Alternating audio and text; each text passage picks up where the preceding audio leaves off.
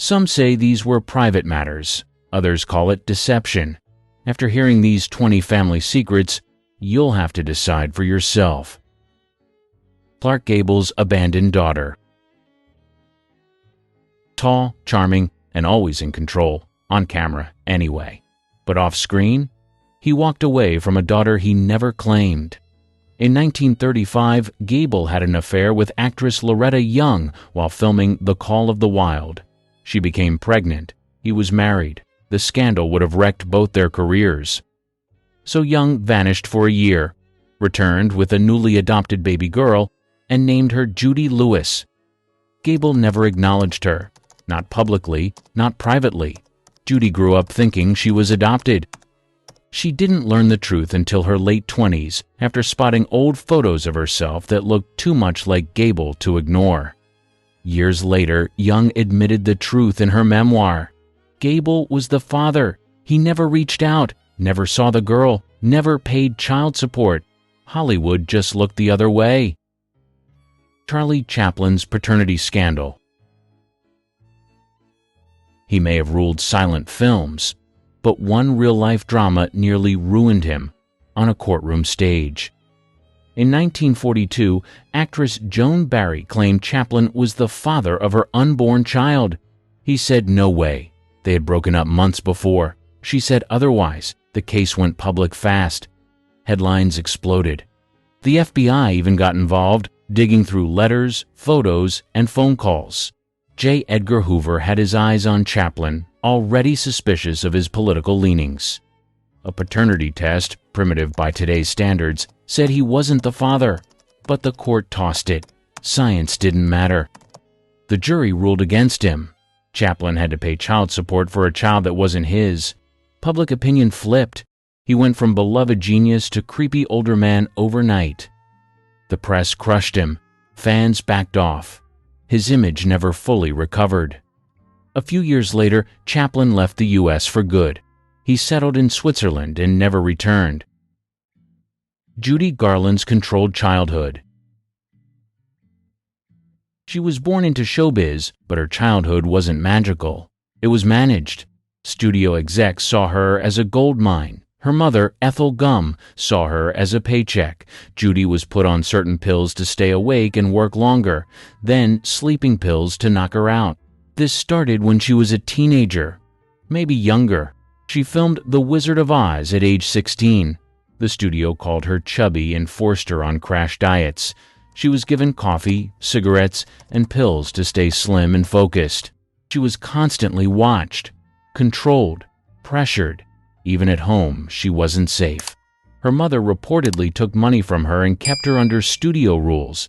Garland once called her mom the real wicked witch. By the time Judy turned 20, she was exhausted and addicted. The cycle didn't stop. Decades of studio control and emotional abuse followed her for life. Rock Hudson's secret marriage pact. In 1955, Rock Hudson married Phyllis Gates. The tabloids praised the heartthrob's picture-perfect romance. But behind the scenes, it was a publicity stunt. Hudson was gay. At the time, that was career-ending. His agent, Henry Wilson, saw the rumors piling up and knew action was needed. A fake marriage would shut everyone up. Gates, who worked for Wilson, agreed to play the role of loyal wife. They split just 3 years later. She claimed she didn't know the truth when they married. Some close to Hudson say she did and used it for leverage. Hudson never confirmed it publicly. Hollywood played along. His studio sold the lie because America bought it. The truth didn't come out until after his death in 1885, when Hudson became the first major celebrity to pass away from sexually related illness. That moment shattered the silence around sexuality in Hollywood. Natalie Wood's mother's obsession.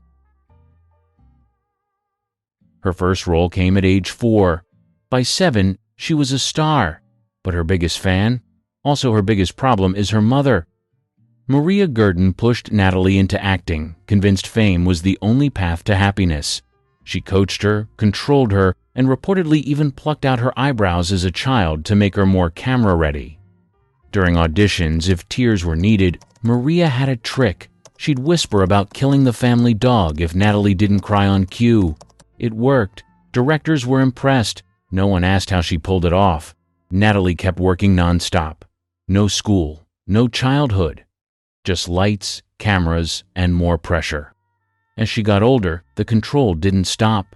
Her mother picked her dates, shaped her image, and hovered over every move. Friends said Maria saw her as a product, not a person.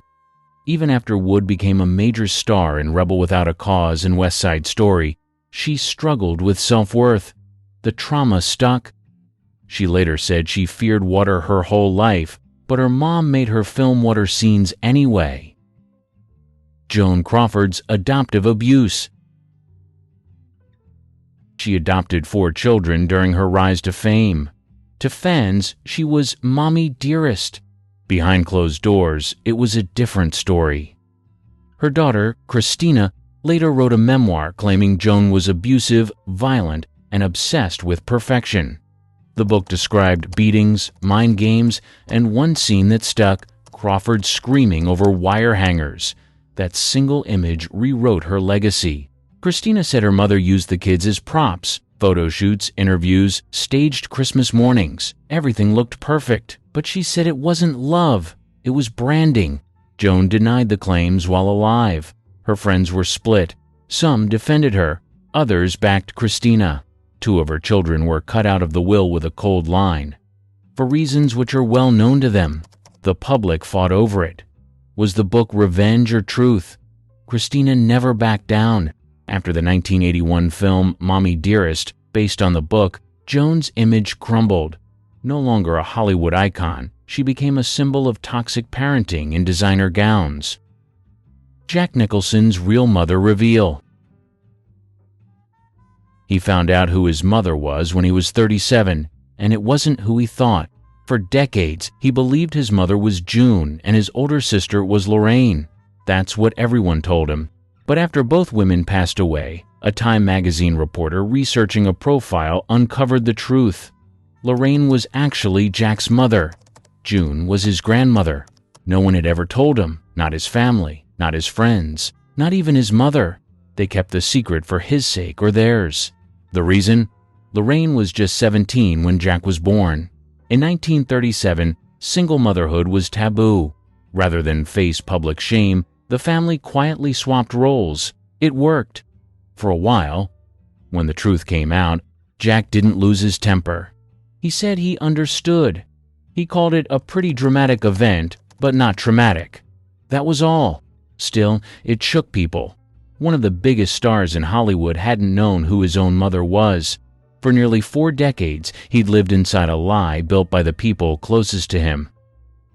Marlon Brando's family turmoil. His life off-camera was chaos, but in the 90s, things at home exploded. In 1990, his son Christian Brando shot and fatally wounded Dag Drolet, the boyfriend of Brando's daughter, Cheyenne. The incident happened at Brando's house. Christian said it was to protect his sister from abuse. Prosecutors called it manslaughter. He served 5 years in prison. Cheyenne, already struggling with mental health, never recovered from the trauma. She was barred from testifying. 2 years later, she chose to die at age 25. Brando was devastated. He wept openly in court. He called his family life a mess and blamed fame for most of it. He never stopped trying to keep things quiet, but the press didn't back off. Reporters called the trial the Brando tragedy. The actor, once known for his power on screen, now made headlines for heartbreak at home. He had 11 children, some adopted, some biological, with different women. He rarely kept track, rarely explained. One reporter said Brando's family tree looked more like tangled roots. Anne Heches' childhood confession. In 2001, she dropped a bombshell. During a television interview, she said her father, Donald Heche, had abused her as a child. It wasn't vague. She said it clearly, and said it had shaped her entire life. Donald was a Baptist choir director. He led a double life. He died in 1983, when Anne was just 13. She later said he lived in denial about everything: his sexuality, his health, and the harm he caused. Her family didn't believe her. Her mother publicly denied the accusations. Her siblings stopped speaking to her. Anne was left to deal with it alone in public. She said she created an alter ego to escape.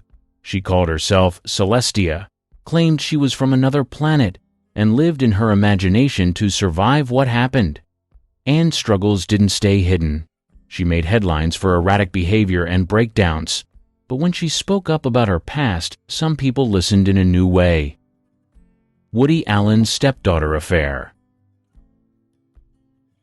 In 1992, Hollywood stopped breathing. Mia Farrow found explicit photos in Woody Allen's apartment.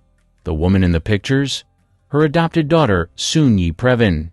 Soon-Yi was 21. Allen was over 50. He had helped raise her. He was dating her mother. When asked, Allen said, "The heart wants what it wants." The backlash hit hard. Farrow cut ties immediately. She accused Allen of betrayal and manipulation. Their adopted and biological children were caught in the crossfire. Headlines exploded. Soon, Yi and Allen insisted they weren't romantically involved until she was of legal age and had moved out. Still, the public wasn't buying it. They married in 1997. They're still together. Allen also faced accusations of abuse from another adopted daughter, Dylan Farrow. A full investigation followed. No charges were filed. Allen denied everything. Angelina Jolie's estranged father. She doesn't use her father's name, not because she forgot it, but because she chose not to. Her dad is Jon Voight, an Oscar-winning actor. But their relationship has been rocky for decades. Jolie once said, "I don't think it's healthy for me to have him in my life." It started with abandonment. Jolie's parents split when she was a baby. She stayed with her mom, actress Marceline Bertrand. Voight moved on. Jolie said he wasn't around. When he was, it wasn't good. In 2002, things hit the wall. Voight told a news outlet that Jolie had serious mental problems. She fired back by legally dropping Voight from her name. Even when her mom died in 2007, the peace didn't last long. Voight kept trying to reconnect, but Jolie stayed distant for years. They finally appeared publicly together again in 2010, but sources say the relationship has always stayed tense and limited. Robert Downey Jr.'s troubled upbringing. Before Iron Man, he was just a kid growing up in chaos, with his dad handing him substances. Robert Downey Sr., an underground filmmaker, gave his son plant-based substance at age 6. Not by accident. He later said he felt guilty about it, but didn't stop. Those things were everywhere in their home. Robert Jr. grew up thinking it was normal. By his teens, he was hooked. He said using with his dad felt like bonding, until it didn't. The habit followed him into adulthood. So did the arrests, rehab stints, and career crashes. He landed huge roles in the 90s, then lost them. The industry called him a risk. His mugshots were more famous than his movies. People thought he was done. But behind the fame and comebacks was still the memory of a childhood with no rules. His dad later admitted he had no idea what he'd started. "I was just stupid," he said. Robert Jr. eventually got clean, rebuilt everything, and became a global star. Drew Barrymore's wild childhood. She was a household name by age 7. By 9, she was clubbing. By 13, she was in rehab. Born into a famous acting family, Drew's life moved fast. After E.T., she was everywhere. Talk shows, red carpets, adult parties. Her mom, Jade Barrymore, took her to Studio 54 and let her drink and smoke with adults. Some called it freedom, others called it neglect. By middle school, Drew was already deep into alcohol, drugs, and emotional burnout. She was hospitalized multiple times and placed in a mental institution for 18 months at age 13. She later said, "I was out of control. My mom put me there because she didn't know what else to do." At 14, she legally emancipated herself from her parents. She got her own apartment, her own life, no adults, no curfews. The comeback took time. She worked her way back into Hollywood and became one of the few child stars to survive the fall and make it back on her own terms. She forgave her mom but never forgot. "We were just too close, too early," she said. Tom Cruise's family fallout. He built a career on charm and control, but when it came to family, control got personal. In the early 2000s, Cruzs became the face of Scientology. The deeper he got, the more people noticed changes. That included how he handled family. His ex-wives, Nicole Kidman and Katie Holmes, both kept their distance from the church after their splits. Cruzs remained fully committed. After his divorce from Holmes, reports claimed she left partly to protect their daughter, Suri, from deeper involvement in Scientology. Since then, Cruzs and Suri have barely been seen together. Some say they're estranged.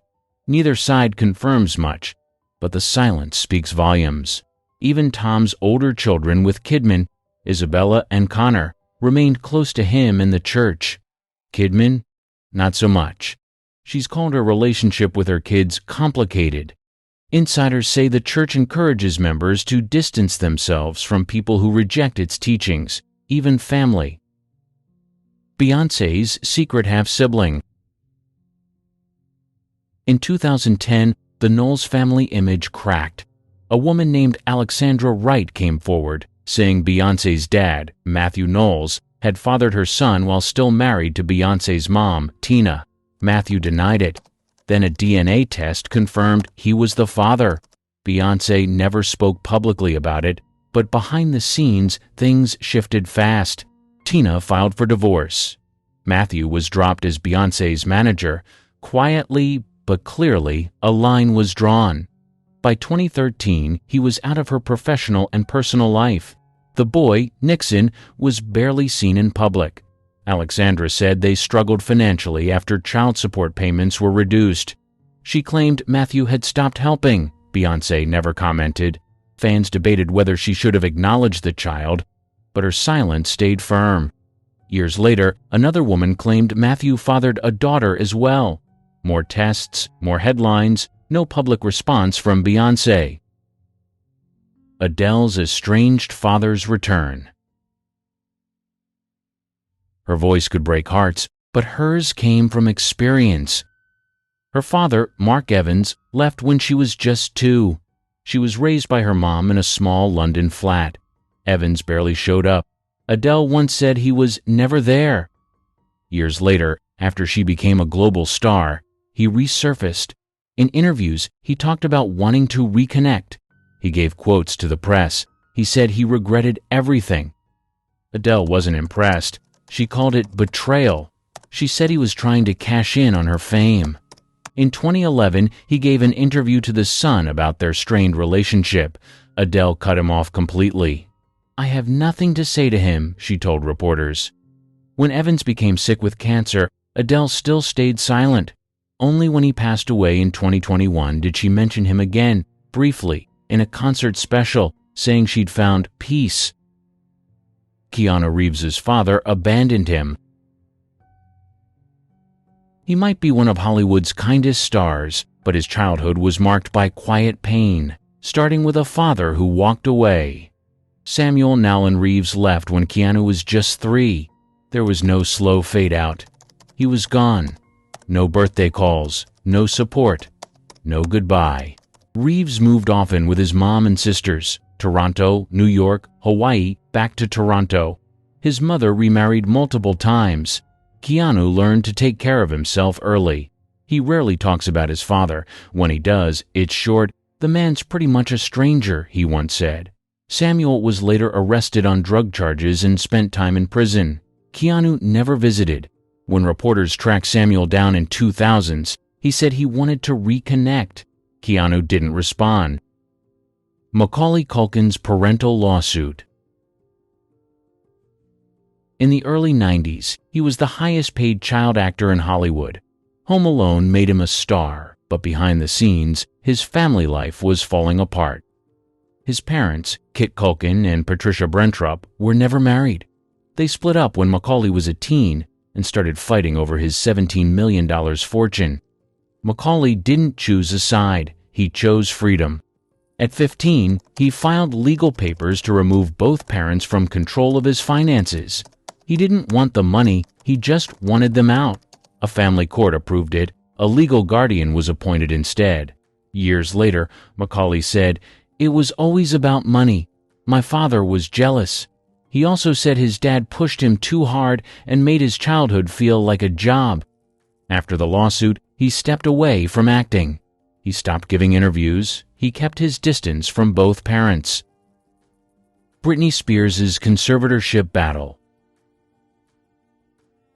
For 13 years, she wasn't in control of her own life. Her father was. In 2008, after a public breakdown, a court gave Jamie Spears legal control over Britney's money, career, and even medical decisions. It was called a conservatorship, usually reserved for the elderly or severely disabled. At first, the public accepted it. Then questions grew. Why was Britney touring and recording if she was too unfit to manage her own life? In 2019, fans launched the Free Britney movement, claiming she was trapped. At first, she stayed silent. Then, in 2021, she spoke in court. She said the conservatorship was abusive. She said she was forced to take medications she didn't want and denied the right to remove birth control. Her words were clear. "I just want my life back." The court listened. The public rallied. Celebrities joined in. By November 2021, the conservatorship ended. Jamie Spears was removed. Britney was finally free, but the damage was done. She called it a nightmare that lasted over a decade. Marisa Hargatees' hidden paternity revelation. She spent 3 decades believing a Hollywood lie and living it. Marisa Hargatees, star of Law & Order, Special Victims Unit and daughter of Jane Mansfield, was always told her father was bodybuilder and actor Mickey Hargitay. He raised her, protected her. She loved him, but the truth had been hiding in plain sight.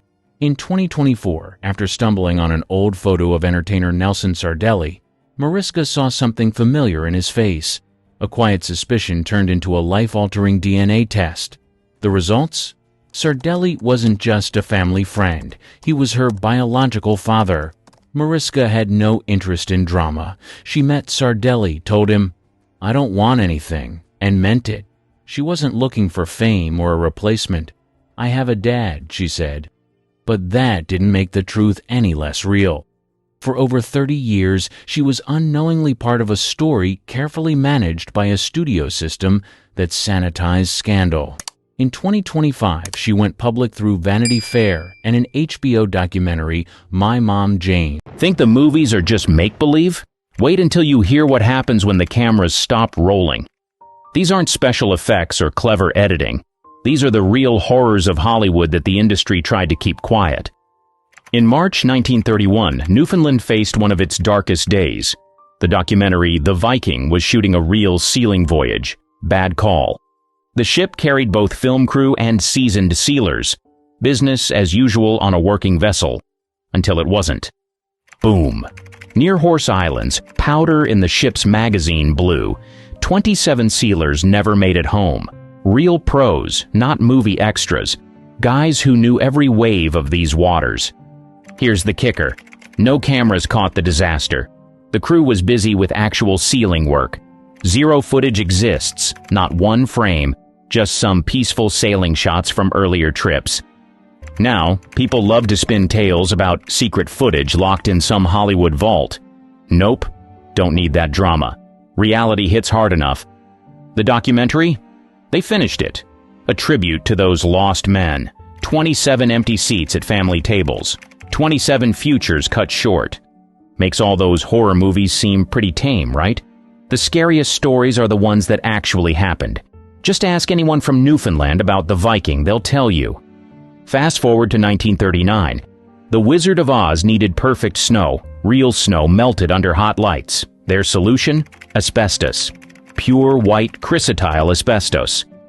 The studio wasn't being evil.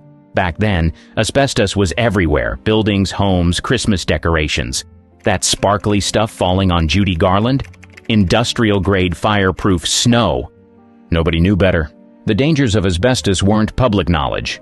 Movie crews used it without a second thought. Those gorgeous scenes where Dorothy dances through the snowfall?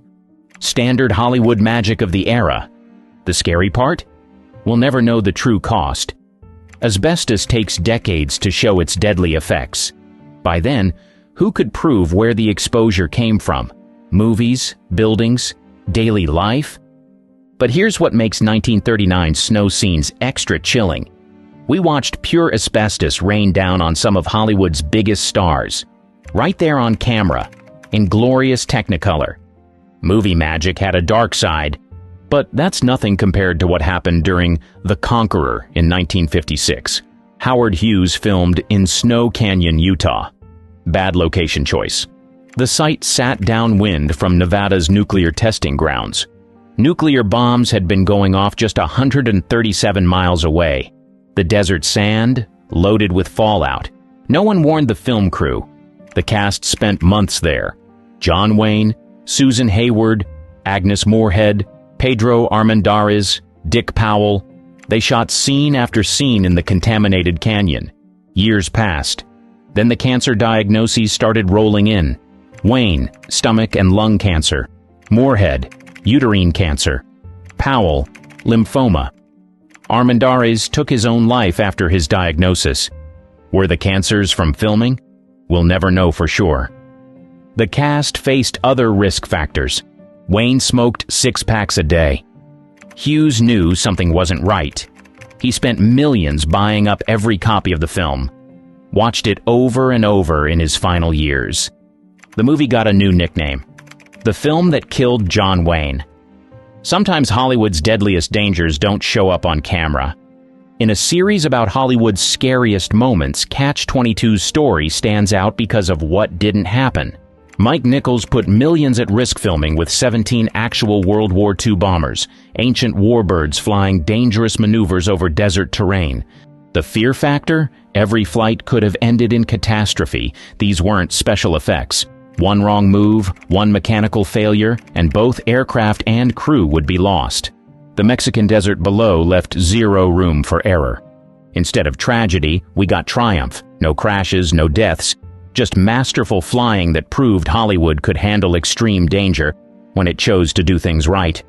The contrast makes this story truly chilling. While other productions cut corners and cost lives, Catch-22's team faced down similar risks and won. They showed what might have been if other films had taken the same care with human life. From aviation miracles to aquatic tragedy, 1969's Shark lived up to its deadly name. Samuel Fuller's production used real sharks, no rubber monsters, no special effects, just stuntmen and apex predators sharing Mexican waters. Stuntman Francisco Esperanza knew the risks. Underwater shark scenes meant real danger. One wrong move could turn movie magic deadly. That morning, it did. During filming, something went wrong. Details remain murky. The production kept quiet. The investigation stayed private. The film got a new title, Kane. Studios claimed marketing reasons, but everyone knew why. Who'd want to advertise a movie called Shark after a shark killed your stuntman? The incident changed underwater filming. Better cages, stricter safety protocols, more precautions with live sharks. You'd think a horror movie set would be prepared for real scares. But nothing could prepare the crew of The Last House on the Left for what happened in '72. But the real scares? The film's tiny budget. Director Wes Craven worked with $87,000. No Hollywood pyrotechnics, no fancy special effects, just practical ingenuity and fake blood. The climactic explosion? Simple practical effects. Small charges, basic squibs, the kind of stuff that makes modern effects artists laugh. The crew shot guerrilla style. Quick setups, fast takes, no time for elaborate stunts, no budget for major explosions. Sandra Peabody's terror? Real enough. The young actress hated filming violent scenes, but physical danger never happened. The production faced plenty of problems. Weather, money, time. But no one got hurt making this infamous horror film. Real movie dangers hide in plain sight. Long hours, exhaustion, emotional trauma. Not every Hollywood scar comes from explosions. When The Exorcist started filming in 1973, the real terrors lurked off camera. Fire struck first. The main set at Burbank Studios burned to the ground. Not supernatural, just faulty wiring. The production stalled, costs soared, rumors spread. Then came the accidents. Ellen Burstyn's harness snapped during the famous bedroom scene. Her scream? Pure pain. Director William Friedkin kept rolling. The take made the final cut. Equipment failed constantly. The refrigerated set playing havoc with gear. 9 people connected to the film died during production and release. Each death fed the growing legend. Friedkin pushed limits. He fired guns without warning, yanked actors with hidden ropes, slapped priests for reactions, anything for genuine fear. The press loved it. Cursed set. Demons strike back. Perfect publicity for a horror film. The stories grew darker with each telling. But in 1974, Bruce the Shark terrorized its own creators. Spielberg's 1.2-ton star arrived with big promises. Universal swore this mechanical beast would revolutionize movies. Instead, it revolutionized how to shoot around problems. Day 1, Bruce sank straight to the bottom. The crew dubbed it the Great White Turd. Salt water destroyed the hydraulics. Motors failed. Controls jammed. The shark refused to cooperate. Sometimes it wouldn't move. Other times it moved wrong. The Atlantic Ocean turned their high-tech monster into expensive junk. Production fell behind. Budgets soared. Universal executives sweated. But Spielberg got creative. No working shark? No problem. He showed less. Yellow barrels tracking movement. Dark water hiding threats. John Williams' score telling viewers when to panic. Every technical failure forced better filmmaking. Those iconic shots of an unseen predator? Thank Bruce's breakdown. Think that's bad? The production of Apocalypse Now was its own apocalypse. Coppola wanted authenticity. The Philippines looked perfect for Vietnam. Nature disagreed. Typhoon Olga hit 6 weeks into filming. Sets vanished, equipment ruined, the production reset to 0. Martin Sheen collapsed in the jungle. Heart attack at age 36. The airlift to Manila saved his life. Coppola kept rolling with doubles, hiding Sheen's month-long recovery. The director cracked under pressure, sleepless nights, ranting about failure, threatening to end it all. His wife recorded his breakdowns for posterity. Local politics added chaos. President Marcos kept borrowing their military helicopters for actual missions. Some mornings, no choppers showed up. Can't film Apocalypse Now without helicopters. The crew named it Apocalypse When. Nobody knew if they'd ever finish. The madness seeped into every frame. Those 1,000-yard stares? Not acting. After 238 days of filming, they had their movie. But something of everyone stayed in that jungle. From jungle chaos to Vegas Inferno. November 21st, 1981. The MGM Grand Hotel turned deadly. It started small. Faulty wiring in a deli wall. By 7:17 a.m., flames engulfed the casino floor. The hotel's ventilation system pumped toxic smoke upward. Firefighters arrived fast. Their ladders reached only the 9th floor. Above that, guests faced impossible choices, jump or pray. Some chose to jump. The numbers hit hard, 85 dead. 1 employee, 84 guests. Most never saw the flames. Smoke claimed them in their sleep. Another 700 injured, including 14 firefighters. Fire safety changed forever. The disaster exposed deadly flaws in high-rise design. No sprinklers in public areas. No fire doors. No evacuation plans. Vegas learned fast. New laws required sprinklers everywhere, better alarms, smoke detectors in every room. Emergency plans became mandatory. The same year, Roar earned its title as the most dangerous film ever made. Producer-director Noel Marshall's vision, 150 untrained lions, tigers, and big cats, acting natural. No special effects, no safety measures, pure madness. The casualties piled up. Cinematographer Jan de Bont needed 220 stitches after a lion scalped him. Melanie Griffith's face required reconstructive surgery. Marshall himself collected over 40 bites. Production crawled across 11 years. Every time they found a new crew, Katz sent them to the hospital. Marshall's family suffered multiple maulings. The screams in the final cut? Genuine terror. The budget bled $17 million. Insurance companies fled. Crew members quit. But the Katz kept performing. Years later, Hollywood still uses roar to teach film students what not to do. Every frame shows real fear, real blood, real consequences. But nothing compares to what happened on July 23, 1982. A simple helicopter stunt for Twilight Zone the movie turned deadly when the aircraft lost control. The scene seemed simple. Actor Vic Morrow carrying 2 children through a mock Vietnam village. A helicopter flying low overhead. Special effects creating war chaos. Director John Landis pushed for more intensity with each take. Production broke every rule. No permits, no safety coordinator. 2 children, Micah Din Lei, 7, and Renee Chen, 6, working illegally at 2:30 a.m. Mornings were for school kids. These hours were forbidden. The effects team triggered the explosions. The blasts created an unexpected vortex. Pilot Dorsey Wingo lost control. The helicopter spun down. Morrow and the children couldn't escape. The rotor blades struck all 3. Death was instant. Hollywood faced criminal charges for the first time. Landis in court for manslaughter. The trial exposed every broken rule, every skipped safety check, every deadly decision. The aftermath revolutionized film safety. New laws, strict child labor rules, mandatory coordinators. Some lessons cost too much to learn.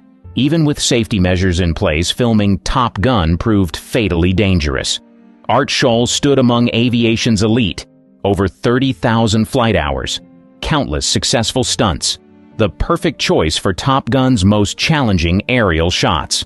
September 16, 1985. Scholl attempted a flat spin maneuver in his Pitts special biplane. A complex stunt, but routine for someone of his skill. His final radio transmission cut through clear skies. "I've got a problem." The camera crew watched his aircraft spiral away from the planned trajectory. Scholl's plane plunged into the Pacific Ocean. The Navy and Coast Guard launched an immediate search. Days turned to weeks. No wreckage, no body. Just questions. Investigators found nothing conclusive. No mechanical failure evidence. No pilot error signs. The ocean kept its secrets. Top Gun's dedication reads, "Art Scholl, beloved husband, pilot, teacher." But Hollywood learned another hard lesson. Even the best can't overcome every risk. From ocean mysteries to desert disasters. Ishtar battled Morocco's merciless summer in 1987. The production ignored local wisdom. Don't film in peak summer. Don't venture too far from cities. Hollywood knew better until it didn't. Saharan heat punished every mistake. Camera equipment failed. Film stock warped. Sound gear malfunctioned. The crew struggled against temperatures that routinely topped 100 degrees. Warren Beatty and Dustin Hoffman faced their own challenges. Local authorities watched the American film crew with suspicion. Political tensions complicated permits. Every shot required negotiations. Equipment breakdowns forced constant delays. The budget spiraled. Columbia Pictures watched their $50 million investment melt like ice in the Sahara. The crew called it the guide to everything that could go wrong in filmmaking. Director Elaine May never directed another film. Ishtar flopped spectacularly. Critics savaged it. Audiences avoided it. The desert adventure became a legendary Hollywood disaster. Mother Nature delivers better warnings than movie reviews. And the Philippines proved deadly again. Delta Force 2's shoot turned fatal on May 16, 1989. A routine crew transport became anything but routine.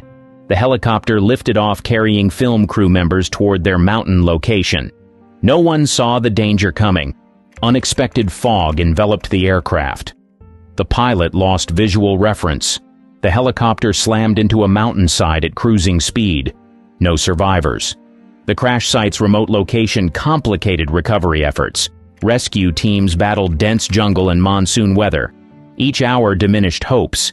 The investigation painted a damning picture. Production deadlines pushed pilots to fly in marginal conditions. Behind schedule meant cutting corners. Safety took a backseat to studio demands. 4 families lost loved ones. The film industry lost valued crew members, all for a few hours of saved production time. In Hollywood's rush for action, real heroes died off camera. March 31st, 1993, the Cruzs set faced Hollywood's deadliest props malfunction. Brandon Lee, Bruce Lee's son, filmed his final moments. A prop gun misfired. 8 days from completion, the production turned tragic. The investigation exposed a lethal chain of mistakes.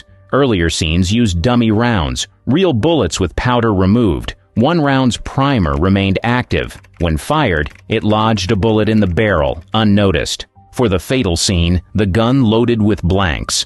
Their explosive force propelled the stuck bullet. It struck Lee with lethal force. Medics rushed him to nearby Wilmington Hospital. Doctors fought for hours. Lee never recovered. The film industry reeled. Bruce Lee's son, dead at 28. Another preventable Hollywood tragedy. The aftermath transformed weapon handling. New protocols banned live ammunition on sets. Armorers gained authority. Every prop gun now faces rigorous inspection. From Brandon Lee's tragic prop gun to more cursed productions. The Crow franchise couldn't escape controversy when City of Angels began filming in 1996. The sequel faced immediate backlash. Fans called it a cash grab exploiting Brandon Lee's death. The production moved to Los Angeles, abandoning the original's Wilmington roots. Problems plagued the set. Equipment malfunctions, power failures, inexperienced crew members replacing veterans who refused to return. The tight budget meant cutting corners. The studio rushed production, desperate to capitalize on the Crow's cult status. Weather delays ate into filming time. The schedule fell apart. Reshoots multiplied. Director Tim Pope clashed with producers over artistic choices. Studio executives demanded changes. The original vision dissolved into committee decisions. The final product reflected the troubled production. Critics savaged the film. Audiences stayed away. The franchise's reputation sank further. This time, no lives were lost. But the Crow's dark legacy claimed another victim, its own sequel. Even James Cameron's Titanic couldn't escape tragedy. The $200 million shoot hit an unexpected iceberg in 1996. Someone spiked the crew's seafood chowder with PCP during a late-night filming break. Chaos erupted. 50 crew members began experiencing hallucinations. The night shoot turned into a medical emergency. Ambulances rushed the affected crew to Halifax hospitals. Production ground to halt. The FBI launched an investigation, suspecting deliberate sabotage. Agents interviewed hundreds, tested food samples, checked security footage. The culprit vanished like a ghost in the Atlantic night. Production stalled for a week. Security tightened. Food safety protocols doubled. Every meal faced testing. Cameron pushed through the delays. The crew nicknamed it the PCP Chowder Incident. Dark humor masked real fear. Someone had breached their safety. Trust evaporated. The massive production recovered. Titanic sailed on to become the biggest hit in history. Yet questions linger. Who poisoned the chowder? Why target the crew? Like the shipwreck itself, some mysteries stay buried. But 2002 brought us one of the most chilling stunts gone wrong in Prague. The Pulaski Bridge became Hollywood's latest tomb. Veteran stuntman Harry O'Connor faced a complex parasailing sequence for XXX. The first take went perfectly, smooth enough to make the final cut. Director Rob Cohen wanted another angle. O'Connor agreed to a second run. His parasail line caught the bridge support. Impact was instant, fatal. The crew watched helplessly. Cohen later admitted the moment haunted him forever. 1 minute they had a perfect shot. The next, tragedy. O'Connor knew the risks. 20 years of stunt work had taught him well. But even veterans can't beat physics, can't outmaneuver fate. The production paused. Crew members mourned. Questions arose about necessity. Why another take? Was the first not enough? O'Connor's perfect first take stayed in the film. his final performance frozen in time, but Hollywood's deadliest days weren't over. During filming of The Expendables 2 in 2011, what should have been a routine explosion scene turned lethal at Ongnovo Reservoir. Two Chinese stuntmen, Kun Liu and Nuo Sun, prepared for a boat sequence. Standard action fare for an experienced crew. The blast exceeded plans. Liu died instantly. Sun suffered critical injuries. Another routine day claimed lives. Investigation exposed the familiar pattern. Rushed schedule, corner cutting, miscalculation. The water-based explosion proved more complex than anticipated. Production halted. Lawyers arrived. The Bulgarian authorities launched inquiries. Even Sylvester Stallone's decades of action films hadn't prepared him for this. The studio settled with both families. Sun survived but never returned to stunt work. The industry added new protocols for water-based explosions. Modern safety measures, experienced crew, major studio oversight, none prevented tragedy. The Expendables 2 joined Hollywood's long list of deadly productions. The price of action remained human lives. She was the face of French New Wave, a symbol of elegance and intrigue. Jeanne Moreau captivated millions on screen, but off-screen, her life was a labyrinth of secrets. 7 years after her passing, her children have come forward with shocking truths. What were the rumors that haunted her, and which ones were true? Jeanne Moreau's mysterious persona. She was born on January 23, 1928 in Paris, France. Her father, Anatole Désiré Moreau, was a restaurateur, and her mother, Catherine Buckley, was an English dancer. Jeanne spent her childhood in Vichy, known for its spa waters. Returning to Paris as a teenager, she discovered her passion for acting. Moreau studied at the Conservatoire de Paris and joined the Comédie Française in 1947. By 1951, she left the prestigious theater company to explore film. Her breakthrough came in 1958 with the film Elevator to the Gallows, directed by Louis Malle. Her performance in Les Amants the same year solidified her status as a leading lady of French cinema. The 1960s marked a golden era for Moreau. She starred in François Truffaut's Jules et Jim, 1962, a classic of the French New Wave, which became a turning point in her career, making her an international star. Orson Welles admired her talent and cast her in The Trial, 1962, and Chimes at Midnight, 1965. Welles once said, "Jeanne Moreau is the greatest actress in the world." Her collaboration with Welles further boosted her career. In 1966, she won the Best Actress Award at the Cannes Film Festival for Moderato Cantabile, directed by Peter Brook. Moreau played a lonely wife in a French provincial town, delivering a deeply moving performance. She continued to work with renowned directors, starring in Luis Buñuel's Diary of a Chambermaid in 1964 and Michelangelo Antonioni's La Notte, 1961. Her versatility and intense screen presence made her a favorite among filmmakers. Despite her fame, Moreau kept her private life guarded, rarely discussing personal matters in interviews. This reticence fueled public curiosity, leading to media speculation about her relationships and personal struggles.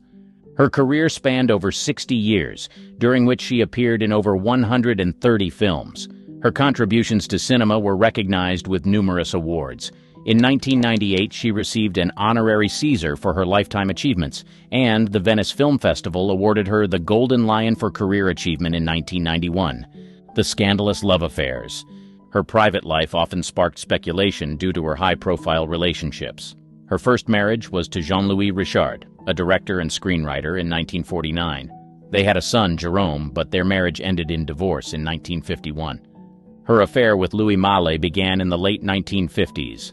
They collaborated on several films, including Elevator to the Gallows, 1958, and Les Amants, 1958. Malle once said, "She is a woman who will always remain a mystery to me." During the 1960s, Moreau had a romantic relationship with fashion designer Pierre Cardin. Their relationship lasted several years, and they remained close friends after their breakup.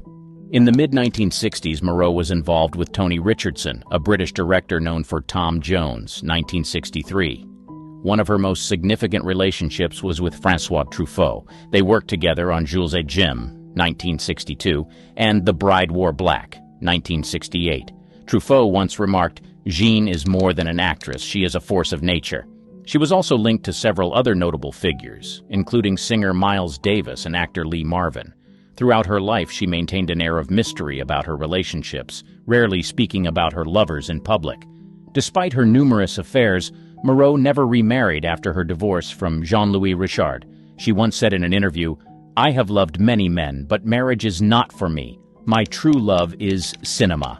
Jean Moreau's love affairs were as captivating as her performances on screen, contributing to her legend and painting a picture of a woman who lived passionately and without regret.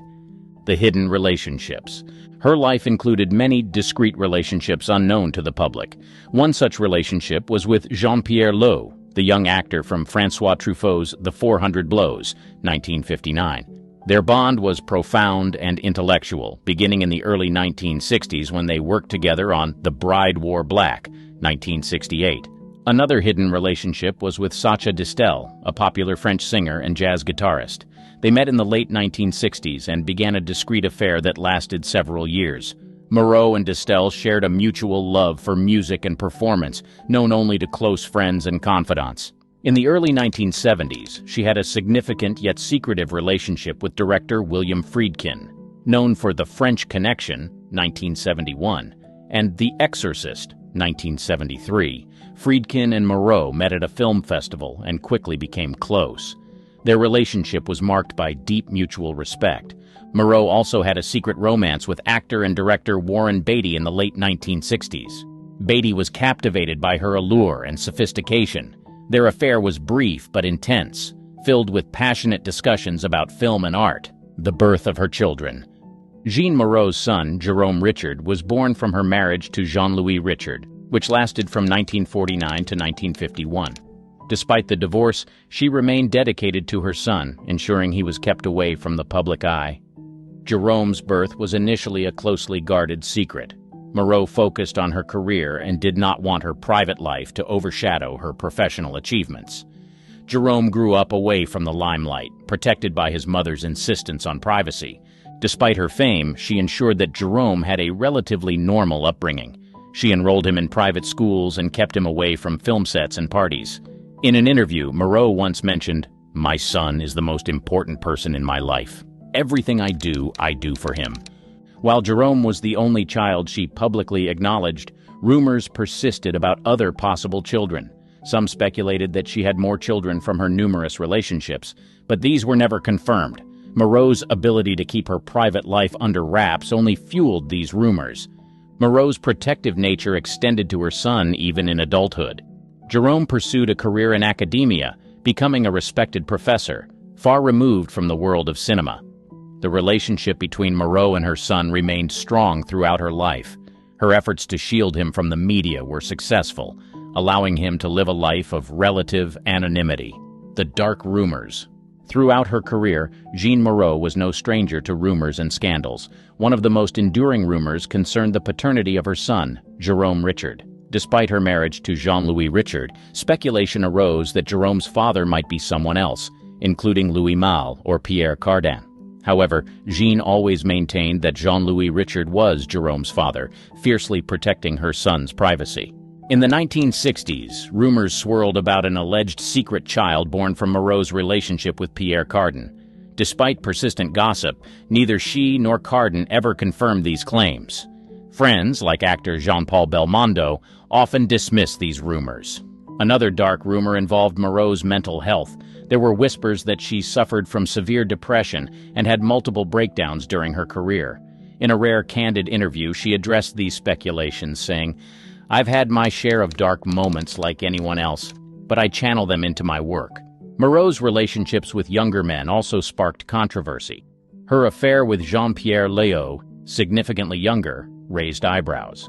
In the 1970s, rumors about her involvement with radical political groups surfaced. These claims were never substantiated but added to her mystique. The rumors and scandals surrounding Jean Moreau's life only enhanced her enigmatic image. Despite the speculations, she remained a fiercely private individual, rarely addressing the gossip directly. The only child speaks out. 7 years after Jean Moreau's death, her children, primarily her son, Jerome Richard, broke their silence, addressing persistent rumors and speculations that had surrounded their mother's life. Jerome, now a respected academic, gave a rare interview to a French magazine. He dispelled long-standing rumors about his paternity, stating, "My father is Jean-Louis Richard, as my mother always said." Jerome also addressed rumors of secret siblings, stating unequivocally, "I am my mother's only child. There are no hidden brothers or sisters." This clarification helped clear the air, bringing a sense of closure to the mystery that had surrounded her personal life. Jerome spoke about his mother's struggle with depression, a subject she had touched upon but never fully elaborated on. "Yes, my mother had her dark moments. She was a deeply emotional person and her work often took a toll on her. But she was resilient and always found a way to channel her emotions into her performances," Jerome explained. This admission shed light on the human side of Jeanne Moreau, portraying her not just as an enigmatic star but as a person who faced and overcame personal challenges. Jerome also reflected on the impact of his mother's fame on his own life. Growing up with Jeanne Moreau as a mother was both a privilege and a challenge.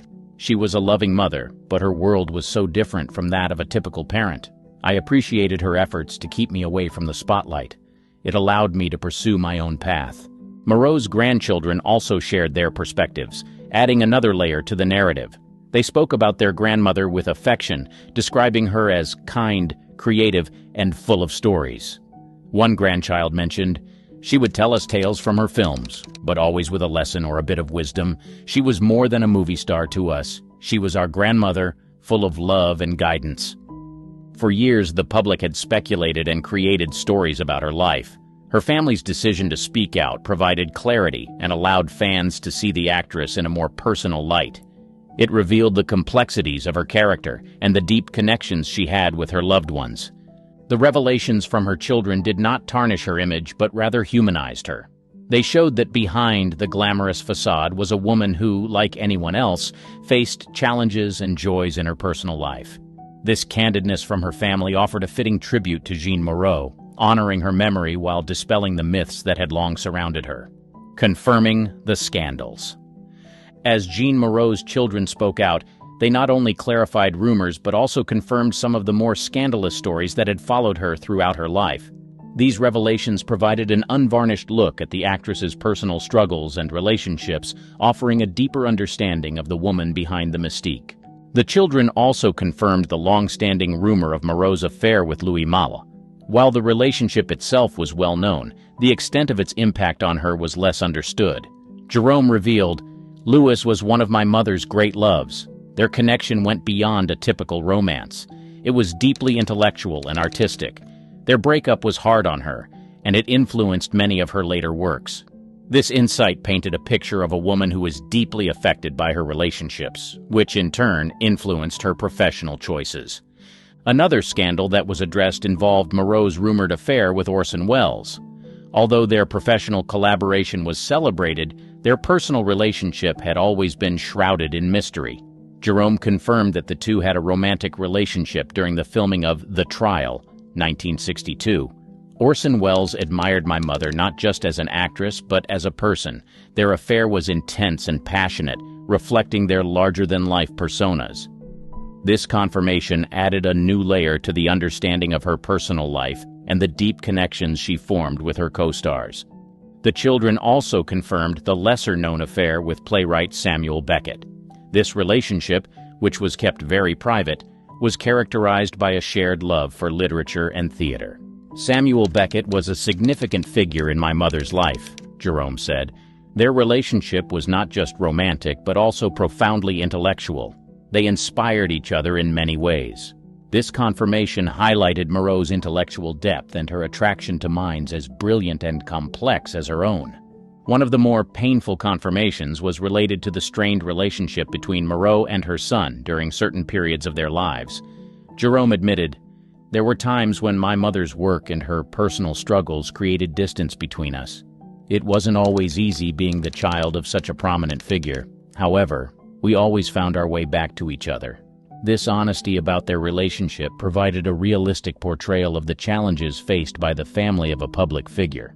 The children also dispelled the notion that Moreau had a secret child with Pierre Cardin. This clear denial helped to put to rest one of the more persistent rumors about her personal life. The family's perspective. The revelations about Jean Moreau's life and the confirmation of long-standing rumors inevitably had a profound impact on her children, especially her son, Jerome Richard. Growing up with a mother who was both a celebrated actress and an intensely private person presented unique challenges and shaped their lives in significant ways. Jerome Richard, in his rare interviews, shared insights into his childhood and the complexities of being the son of Jean Moreau. "My mother was a brilliant actress, but at home she was just my mom. She was loving and protective, always making sure I had a normal upbringing despite her fame."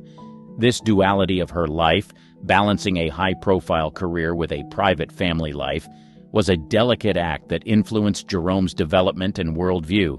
The rumors about Moreau's mental health and personal relationships also affected Jerome deeply. He spoke about the emotional toll of seeing his mother struggle with depression. Her lows were very hard to witness. As a child, I didn't fully understand it, but I knew she was going through something painful. It made me grow up faster and develop a strong sense of empathy. This experience shaped Jerome's sensitivity and his approach to life, fostering a deep understanding of the complexities of human emotions. Jerome also discussed the impact of the persistent rumors about other potential siblings and secret children. The speculation was always there, adding a layer of confusion and curiosity to my life. It was only after my mother passed away and I addressed these rumors publicly that I felt a sense of closure. By speaking out, Jerome not only cleared the air but also found a way to reconcile his personal narrative with the public's perception of his mother. Despite the challenges, Jerome acknowledged the privileges that came with being Jean Moreau's son. "I had access to incredible artistic environments and met some of the most brilliant minds in the industry. It was an education in itself." His upbringing in such a culturally rich environment undoubtedly influenced his own career choices and intellectual pursuits. Jerome pursued a path in academia, becoming a respected professor, which allowed him to carve out his own identity separate from his mother's shadow. Her grandchildren also felt the impact of her legacy. Growing up, they were aware of their grandmother's iconic status, but experienced her primarily as a family member. "She was Grandma Jean to us," one grandchild shared. "She would tell us stories, play games, and encourage our creativity. It was only later that we fully grasped the extent of her influence in the film industry." The family's decision to break their silence and address the rumors brought them a sense of liberation. By confirming some stories and dispelling others, they reclaimed their narrative and honored Jean Moreau's memory on their own terms. Jerome reflected, "My mother lived a life full of passion and complexity. By sharing our side of the story, we hope people understand her as more than just an actress, but as a multifaceted human being." The revelations from Moreau's children provided a richer, more nuanced understanding of her life. They showed that behind the glamorous facade was a family navigating the challenges and joys of life with an iconic figure. Unseen letters and diaries. The discovery of Jean Moreau's personal letters and diaries added a new dimension to the understanding of her complex life. These documents, found after her death, provided intimate insights into her thoughts, emotions, and relationships, offering a candid glimpse into the mind of one of cinema's most enigmatic figures. The letters and diaries were discovered by Jerome Richard while sorting through his mother's belongings. He decided to share some of their contents with the public, believing that they would help paint a fuller picture of Jean Moreau. "These writings are a testament to my mother's inner world. They reveal her struggles, her passions, and her reflections on life and art," Jerome explained. One of the most revealing aspects of these writings was Moreau's reflections on her relationships. In a letter to Louis Malle, she wrote, "Louis, you have been both my muse and my torment. Our love was a storm, beautiful and destructive. I cherish our moments together, but they also haunt me." This candid admission highlighted the intensity of her relationship with Malle and the profound impact it had on her. She described Wells as a force of nature, larger than life and yet so fragile inside. She wrote about their intellectual bond and the passionate debates they had about cinema and art. "Orson challenges me in ways no one else does. He sees through my facade, and that is both terrifying and exhilarating." The writings also provided a deeper understanding of Moreau's battle with depression. She often used her diaries to express her darkest thoughts and feelings. In one entry, she wrote, "The darkness is always there, lurking at the edges. Some days it feels like I am drowning. But then I step onto the stage or in front of the camera, and for a moment I am free. Moreau's letters to her son, Jerome, were particularly poignant. They revealed a tender, protective side of her that contrasted with her public persona. In one letter, she wrote, "My dearest Jerome, you are my anchor in this chaotic world. I want to shield you from the storms that I face. Know that my love for you is unwavering, even when I am not there." These letters highlighted her deep love for her son and her efforts to protect him from the tumultuous aspects of her life. The diaries also contained reflections on her career and the roles she chose. Moreau often wrote about the characters she played and how they resonated with her own life. "Catherine in Juliet Jim is a reflection of my own restless spirit. She embodies the freedom and the torment that I feel." These writings provided valuable insights into her approach to acting and the personal connections she found in her roles. The letters and diaries also touched upon the rumors that had surrounded her life. Moreau addressed these speculations with a mix of frustration and resignation. "The world will always create stories about me, true or false. I have learned to live with it, to find my peace in my own truth," she wrote in one diary entry. This acceptance of her public image showed her resilience in the face of constant scrutiny. The publication of these personal writings allowed fans and historians to gain a deeper understanding of Jean Moreau. They revealed a woman of great depth and complexity, whose personal struggles and passions were intricately tied to her art. Jean Moreau passed away on July 31, 2017 in Paris, at 89 years old.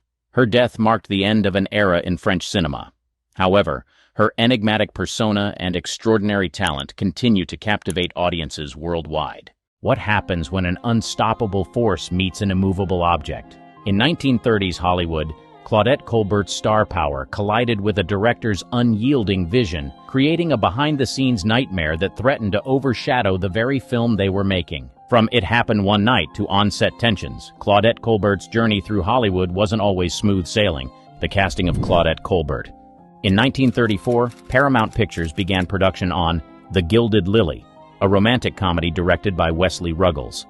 The studio executives had their sights set on Claudette Colbert for the lead role of Marilyn David. Colbert, 31 at the time, was riding high on the success of It Happened One Night, which would later earn her an Academy Award. Ruggles, known for his work on Cimarron, 1931, initially welcomed the idea of working with the rising star. The film's budget was set at $600,000, a considerable sum for the era. Paramount's head of production, Emmanuel Cohen, personally oversaw the casting process. On July 15, 1934, Colbert signed the contract for The Gilded Lily, agreeing to a salary of $25,000 for 8 weeks of work. The deal also included a clause guaranteeing her top billing and approval of all publicity photographs. Production was scheduled to begin on September 3, 1934, at Paramount's Hollywood studio. The script, penned by Claude Binion, underwent several revisions to tailor the role to Colbert's strengths. Fred MacMurray was cast as the male lead, marking his first starring role in a feature film. As pre-production ramped up, the costume department, led by Travis Banton, began creating elaborate gowns for Colbert.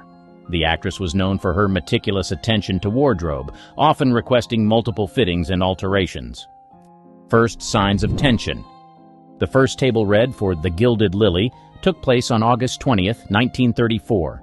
Present were Ruggles, Colbert, MacMurray, and supporting cast members Ray Milland and C. Aubrey Smith. Initially, the atmosphere was cordial, with Ruggles praising Colbert's interpretation of her character.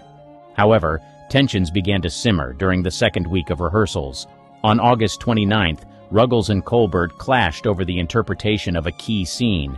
She insisted on playing it for laughs, while Ruggles envisioned a more dramatic approach. The production's assistant director, James Hogan, noted in his daily report, "Disagreement between director and star, resolution pending." This marked the first official acknowledgement of discord on set. September 3rd arrived, and principal photography commenced. The first day's shooting went smoothly, with 54 setups completed. However, on September 5th, issues arose when Ruggles attempted to film Colbert from her right side. The actress, famous for favoring her left profile, refused to be shot from that angle. The resulting argument delayed production for 2 hours. Paramount's head of photography, Victor Milner, was called in to mediate. A compromise was reached, but the incident left both Ruggles and Colbert frustrated. By the end of the first week of filming, the production was already 1 day behind schedule. Studio executives began to take notice, with Cohen requesting daily progress reports from Ruggles. Clashing visions. As The Gilded Lily entered its second week of production, the gulf between Ruggles and Colbert's creative visions widened. On September 10, 1934, they butted heads over a crucial montage sequence.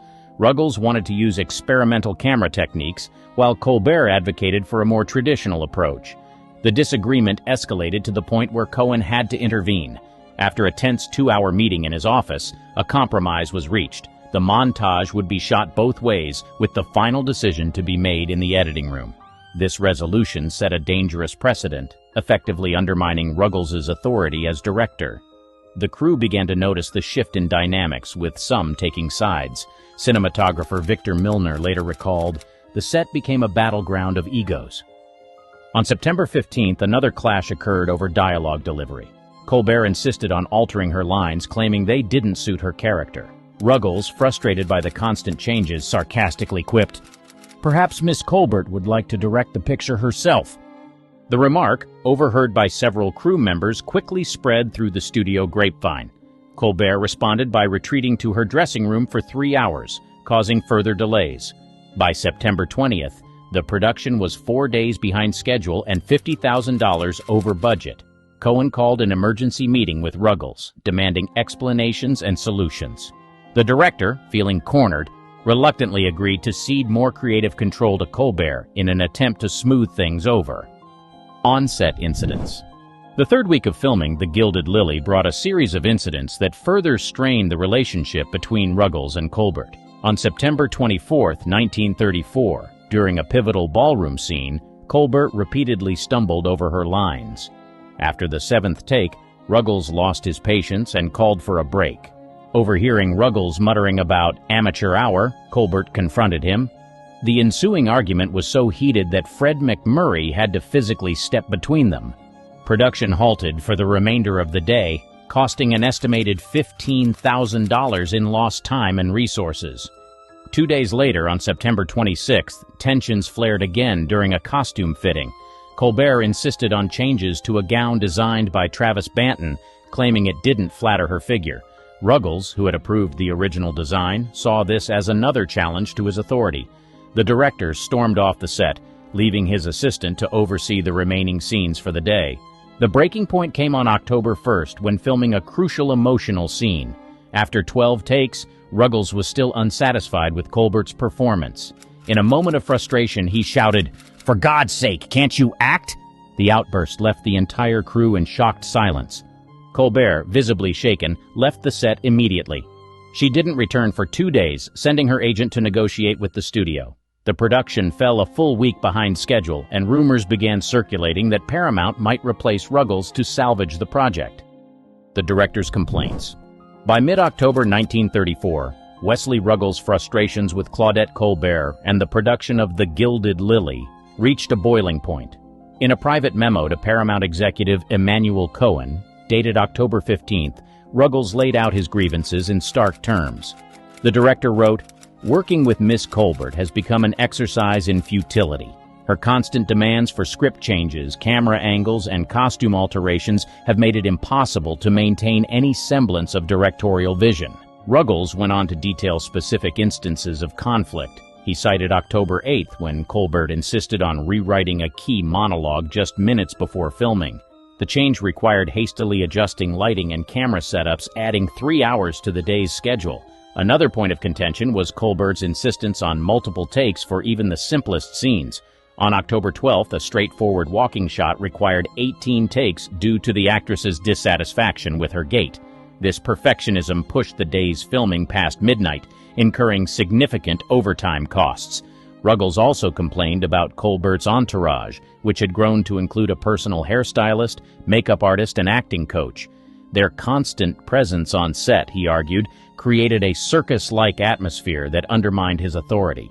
The director's frustrations weren't limited to private correspondence. During an interview with the trade publication Variety on October 20th, Ruggles made thinly veiled comments about the challenges of working with temperamental stars. While he didn't name Colbert directly, industry insiders quickly connected the dots. Colbert, for her part, remained publicly silent on the matter. However, her agent issued a statement on October 22nd defending the actress's professionalism and commitment to quality. The statement read in part, "Miss Colbert's only crime is her dedication to delivering the best possible performance for the audience."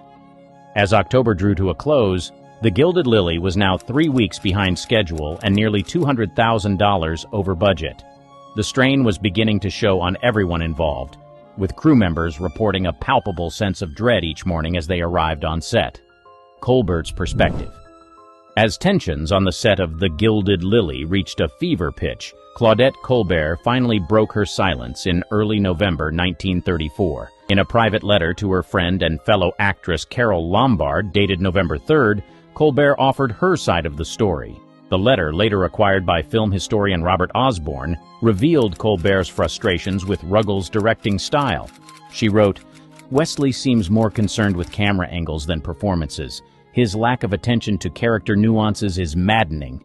Colbert went on to describe an incident from October 29th when Ruggles insisted on a wide shot for an intimate dialogue scene. The actress argued that a close-up would better capture the emotional subtleties. The disagreement resulted in a 90-minute delay while they consulted with the cinematographer. On November 5th, during a rare interview with The Hollywood Reporter, Colbert carefully addressed the rumors of on-set discord. Without mentioning Ruggles by name, she stated, "Every film presents unique challenges. As artists, we sometimes have different visions of how to best tell the story." Colbert's makeup artist, Dot Ponadell, later recalled in her 1985 memoir, The Actress's Daily Struggles. Claudette would arrive on set full of enthusiasm, only to have it drained by endless arguments over the smallest details, Ponadell wrote. The actress's determination to maintain her famous left profile became a particular point of contention. On November 8th, a simple reverse shot took 7 hours to film because Colbert refused to turn her head to the right. Ruggles was overheard muttering, "I'm directing a film, not photographing a statue." Despite the conflicts, Colbert remained committed to the project. She often stayed late, reviewing the next day's scenes and suggesting script revisions. This dedication, however, further irritated Ruggles, who saw it as overstepping her role as an actress. Intervention from the studio. The ongoing conflict between Wesley Ruggles and Claudette Colbert finally forced Paramount Pictures to take decisive action in late November 1934. On November 20th, studio head Adolph Zukor called an emergency meeting with Emmanuel Cohen and production manager A.C. Martin. The meeting, which lasted over 4 hours, resulted in a series of interventions aimed at salvaging The Gilded Lily. First, Zukor dispatched veteran producer Arthur Hornblow Jr. to the set as a mediator. Hornblow's first day on set, November 22nd, coincided with a particularly heated argument over a costume change that had halted production for 3 hours. On November 25th, Cohen issued a memo to both Ruggles and Colbert, outlining new guidelines for the remainder of the shoot. The memo, later published in David Thompson's The Whole Equation, A History of Hollywood, stated, "Creative differences must be resolved within 30 minutes. If no agreement is reached, the scene will be shot both ways, with final decision reserved for post-production." This compromise initially seemed to ease tensions. On November 27th, the production completed 35 setups, the most productive day since filming began. However, the piece was short-lived. November 30th saw another blow-up when Ruggles attempted to cut a musical number that Colbert had spent weeks rehearsing. The ensuing argument became so heated that Hornblow had to physically separate the two. Production was halted for the day, costing an estimated $20,000. In a last-ditch effort to get the film back on track, Zukor made an unprecedented move. On December 3rd, he personally visited the set, the first time in over a decade that the studio head had intervened directly in a production. His presence had an immediate calming effect, with both Ruggles and Colbert on their best behavior. Zukor's visit resulted in a new shooting schedule, trimming 5 days from the remaining production time. He also mandated daily progress reports to be reviewed by Cohen each morning. Despite these measures, the damage to the working relationship between Ruggles and Colbert seemed irreparable. Fred McMurray later recalled in a 1956 interview, "You could feel the chill in the air whenever they were on set together. It was like working in an icebox." Impact on the film's production. As The Gilded Lily entered its final weeks of production in December 1934, the impact of the Ruggles-Colbert conflict became increasingly evident. The film, originally scheduled for a 45-day shoot, had now stretched to 68 days and counting. On December 5th, the production's budget overrun hit $350,000, prompting a terse memo from Paramount's finance department. The memo, uncovered in a 2012 auction of studio documents, warned that any further overages would result in cuts to future projects. The extended schedule began to affect other productions on the Paramount lot. Sets for The Gilded Lily occupied 3 sound stages, forcing the studio to delay the start of 2 other films. This domino effect cost Paramount an estimated $50,000 in reshuffling fees and penalties. December 10th saw a particularly disastrous day of filming. A key scene between Colbert and McMurray required 23 takes due to constant disagreements between the actress and director over blocking. By the end of the day, only 35 seconds of usable footage had been shot, at a cost of approximately $15,000. The strain began to show on the crew as well. On December 13th, 3 crew members quit, citing the toxic work environment. Their departure forced a day-long delay while replacements were found and brought up to speed. Ruggles, feeling increasingly cornered, began to make unilateral decisions without consulting Colbert. On December 15th, he ordered a complete rewrite of the film's climactic scene, much to Colbert's dismay. The actress threatened to walk off the set, only relenting after a 2-hour closed-door meeting with Arthur Hornblow Jr. In a desperate attempt to wrap production, Paramount authorized 6 consecutive days of overtime shooting from December 18th, 23. This marathon session, which saw the cast and crew working up to 18 hours a day, finally brought principal photography to a close. The film's editor, Otho Lovering, later commented in Premiere magazine, "I've never seen such a hodgepodge of footage. Continuity was a nightmare, with Colbert's hairstyle and Ruggles' camera setups changing from shot to shot in the same scene." As the year drew to a close, The Gilded Lily had become a cautionary tale in Hollywood, exemplifying the pitfalls of star-director clashes and unchecked production issues. Wrapping up production. The final days of shooting The Gilded Lily in late December 1934 were a study of barely contained chaos. On December 26th, with only 2 scenes left to film, Ruggles and Colbert had their final on-set confrontation. The argument, overheard by several crew members, centered on the film's ending. Colbert insisted on a more ambiguous finale, while Ruggles pushed for a traditional happy ending. The dispute escalated to the point where Arthur Hornblow Jr. had to once again intervene. After a tense hour-long meeting in Hornblow's office, a compromise was reached.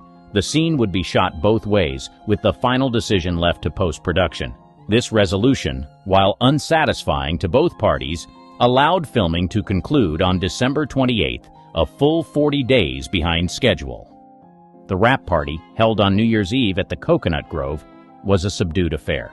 Ruggles and Colbert avoided each other entirely, with the director leaving after just 30 minutes.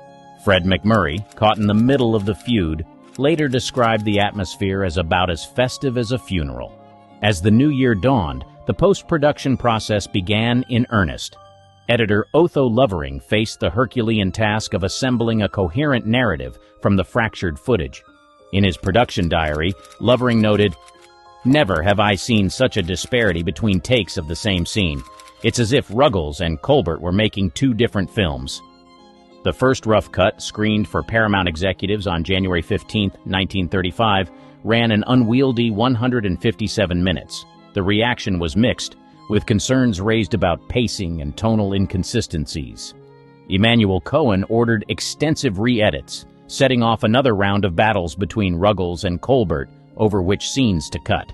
Throughout January and early February, a series of test screenings were held in small towns across California. Audience reactions were tracked meticulously, with particular attention paid to scenes that had been contentious during filming. On February 10th, Adolf Zukor made the final call on the film's ending, opting for Ruggles' preferred version.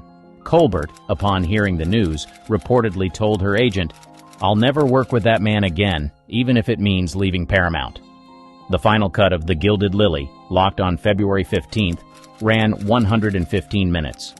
The film had cost $1.2 million to produce, nearly double its original budget, making it one of the most expensive productions in Paramount's history to that point. The film's release and reception. The Gilded Lily premiered at the Paramount Theater in New York City on March 1, 1935. Despite the behind-the-scenes turmoil, the film opened to generally positive reviews. The New York Times critic Andre Senwald wrote, "Colbert shines with her usual charm, though at times the film feels at odds with itself." The film's box office performance was solid, if not spectacular. In its opening weekend, it grossed $78,000 across 32 theaters, a respectable figure for the time. However, given its inflated budget, Paramount executives were hoping for more. Trade publications picked up on the undercurrent of tension in the film. Variety's review noted, "At times, Ruggles' direction seems to be fighting against Colbert's performance, creating an odd dissonance in certain scenes." As the film rolled out across the country, audience reactions were mixed. While Colbert's star power drew crowds, exit polls conducted by Paramount found that viewers were split on the film's tone and pacing. In Chicago, 65% of surveyed audience members enjoyed the film, while in Los Angeles, the figure dropped to 52%. The film's troubled production began to make headlines. On March 10th, The Hollywood Reporter published an exposé detailing the on-set conflicts. While names were withheld, industry insiders had no trouble connecting the dots. Ruggles and Colbert, contractually obligated to promote the film, embarked on a tense press tour. Their joint interview on the popular radio show Hollywood Hotel on March 15th was notably awkward, with host Dick Powell struggling to maintain a jovial atmosphere. By the end of its theatrical run in May 1935, The Gilded Lily had grossed $2.1 million domestically. While this represented a profit for Paramount, the return was considerably lower than expected given the film's budget and star power. The film's legacy, however, extended beyond its box office performance. It marked a turning point in how studios managed director-star relationships. Paramount implemented new guidelines for conflict resolution on set, and other studios soon followed suit. For Ruggles and Colbert, the film represented a professional nadir. They never worked together again, with both quietly ensuring that their contracts excluded the possibility of future collaborations. In a 1960 interview, looking back on his career, Ruggles was asked about The Gilded Lily. His response was terse. "Some films are best left in the past." Colbert, for her part, rarely spoke of the film in later years, focusing instead on her subsequent successes. Diane Keaton's love life has always been shrouded in mystery and speculation. From her on-screen chemistry with legendary co-stars to secret romances that defied Hollywood norms, her story is one of passion, intrigue, and controversy. The beginning of an iconic career.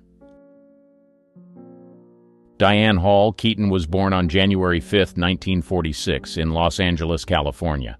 Growing up in an artistic family, her mother, Dorothy Deanne Keaton, won the Mrs. Los Angeles pageant, and her father, John Newton Ignatius Hall, was a real estate broker and civil engineer. Her journey into the limelight began with her education at Santa Ana High School, Santa Ana College, and the Neighborhood Playhouse in New York City. During this period, she changed her last name to Keaton, her mother's maiden name, to avoid confusion with another actress named Diane Hall. Her big break came with the 1968 Broadway musical Hair, where she caught the eye of director Woody Allen. This led to her starring in Allen's Broadway play Play It Again, Sam in 1969, earning a Tony Award nomination. This collaboration marked the beginning of a significant professional and personal relationship. In 1972, Keaton was cast as Kay Adams in Francis Ford Coppola's The Godfather.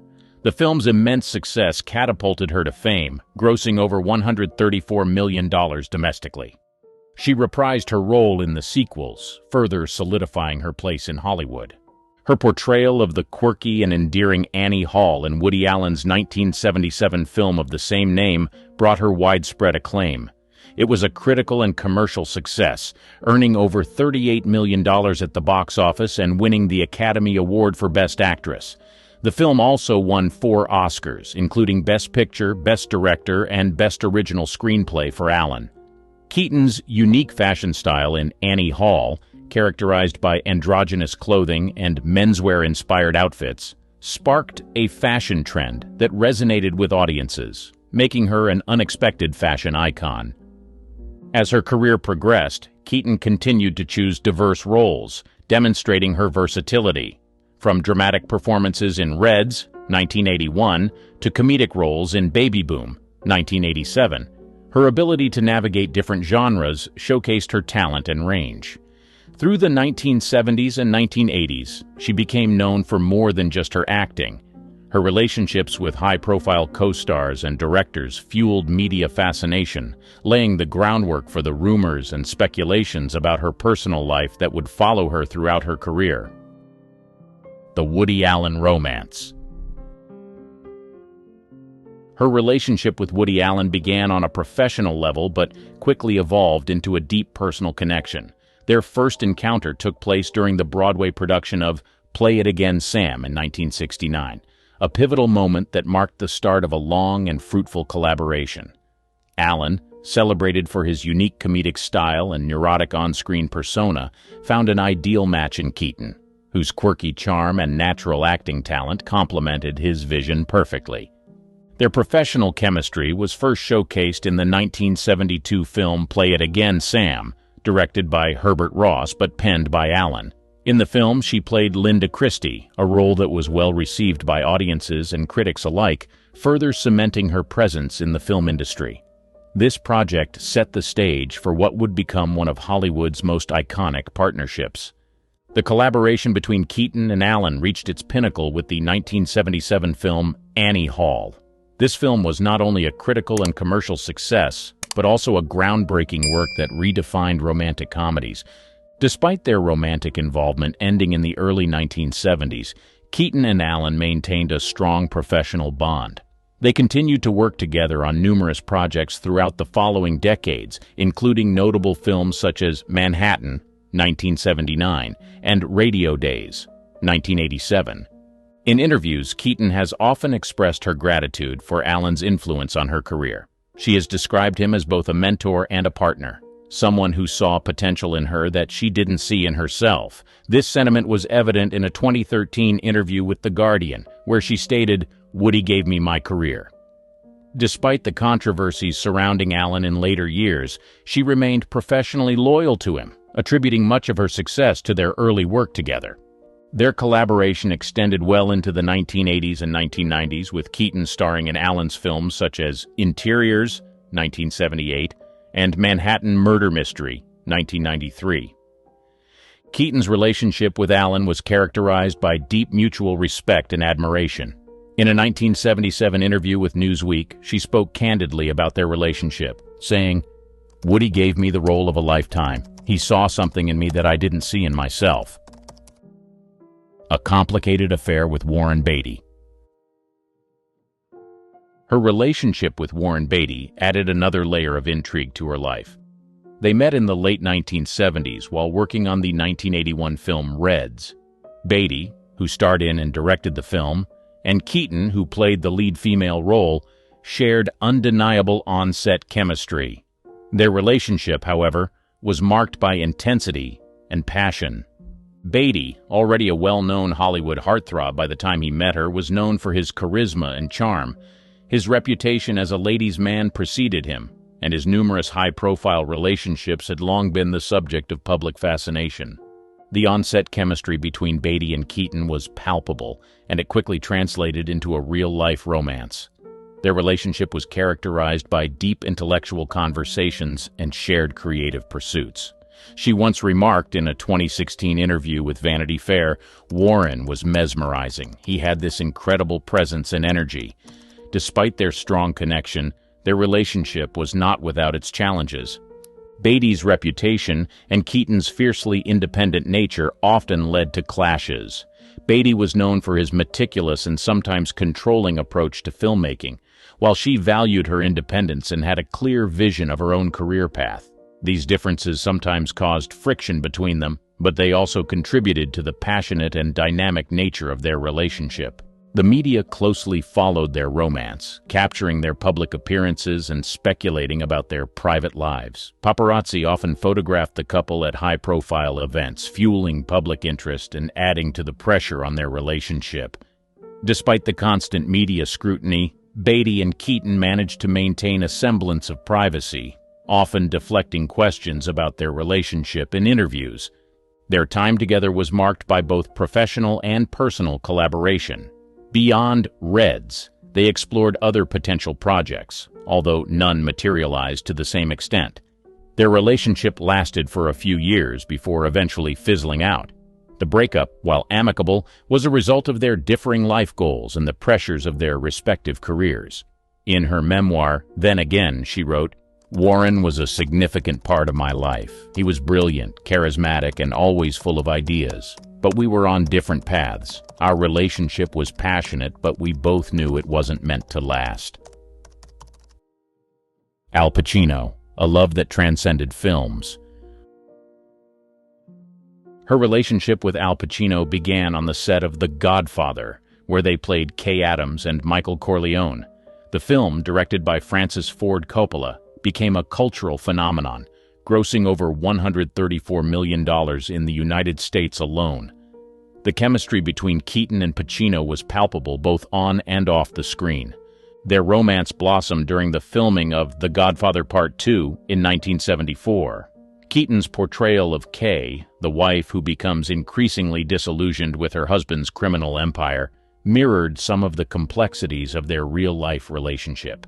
In a 2017 interview with People magazine, she recalled, "Al was unlike anyone I'd ever known. Intense, dedicated, and incredibly talented. There was an undeniable connection between us." Despite their deep bond, the relationship faced numerous challenges. Pacino, known for his method acting and intense dedication to his craft, often found it difficult to balance his professional and personal life. Keaton, on the other hand, was equally committed to her career but longed for stability and companionship.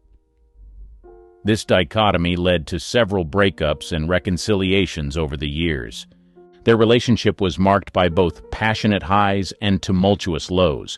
In a 2004 interview with The New Yorker, Pacino described her as a significant person in my life. She was my muse, my confidant, and someone who always brought out the best in me.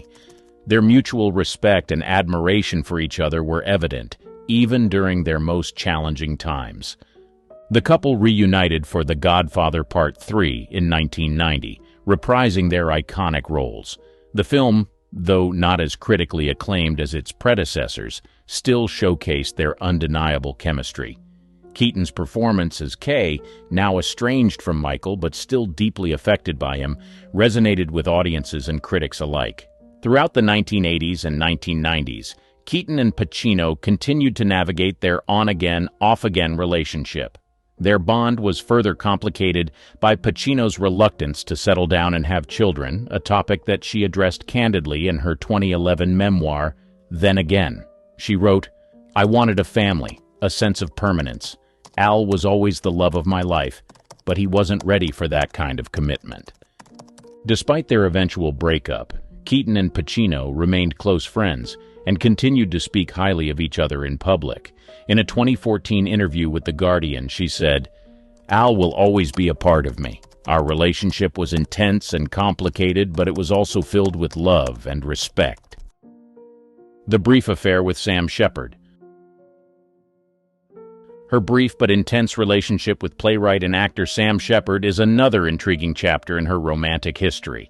The two met in the early 1980s, a period marked by significant professional achievements for both. Sam Shepard, known for his brooding charisma and literary prowess, was already an acclaimed playwright by the time he met Keaton.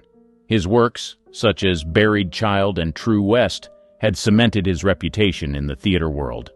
Keaton, fresh from the success of films like Reds and Annie Hall, was at the peak of her career. Their meeting was a collision of two creative forces. Their affair was relatively short-lived, but left a lasting impression on both. In a 1983 interview with Rolling Stone, Keaton spoke about Shepard with admiration. "Sam is one of the most unique individuals I've ever met. He has this raw, untamed energy that is incredibly captivating," she said. Their relationship was marked by deep intellectual conversations and a shared passion for the arts. The couple worked together on the 1984 film Mrs. Soffel, directed by Gillian Armstrong. She played the title role while Shepard portrayed Ed Biddle, a convict involved in a daring prison escape. Their on-screen chemistry was palpable, reflecting the intensity of their off-screen relationship. Despite the film's mixed reviews, their performances were widely praised, showcasing their ability to bring out the best in each other. In her 2011 memoir, Then Again, Keaton reflected on her time with Shepard. "Sam was a whirlwind of creativity and emotion. Our time together was brief, but it was filled with passion and intellectual stimulation," she wrote. This period was a significant part of her life, shaping her views on relationships and artistic collaboration. The controversy with Steve Jobs. Diane's rumored relationship with Steve Jobs, the visionary co-founder of Apple Inc., is one of the more unusual and controversial chapters in her romantic history. The speculation about their connection began in the late 1980s and early 1990s, a period when Jobs was reshaping the tech world, and Keaton was a firmly established Hollywood star. The rumors first surfaced in the tech and entertainment circles, sparked by sightings of the two at various events and private gatherings. The nature of their relationship remained ambiguous, leading to widespread speculation. In a 1990 article in Vanity Fair, an anonymous source close to both Keaton and Jobs claimed there was a definite spark between them. They shared a mutual respect and fascination for each other's work. They were seen together at several high-profile events, including a 1988 benefit gala in San Francisco. Their public appearances fueled media speculation, with tabloids and magazines keen to uncover the truth about their relationship. Despite the attention, both maintained a tight-lipped stance, neither confirming nor denying the rumors. In a 2011 interview with the New York Times, Keaton addressed the speculation with her characteristic wit. "I've always admired Steve's genius, but beyond that, I prefer to keep my personal life personal," she said, neither confirming nor dispelling the rumors.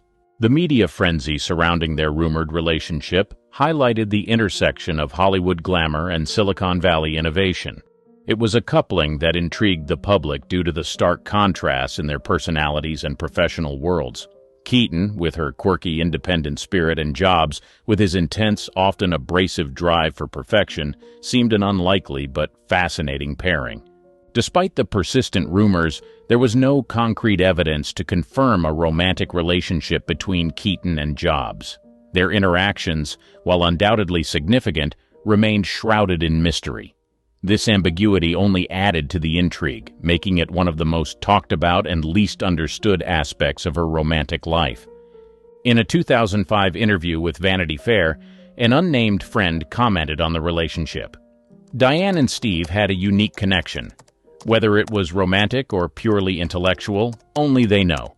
But there was definitely something special between them," the friend said. The Nicholson enigma. Her rumored involvement with Jack Nicholson is one of Hollywood's most enduring and enigmatic stories. The two first met on the set of the 1981 film Reds, directed by Warren Beatty, where Nicholson played the role of Eugene O'Neill.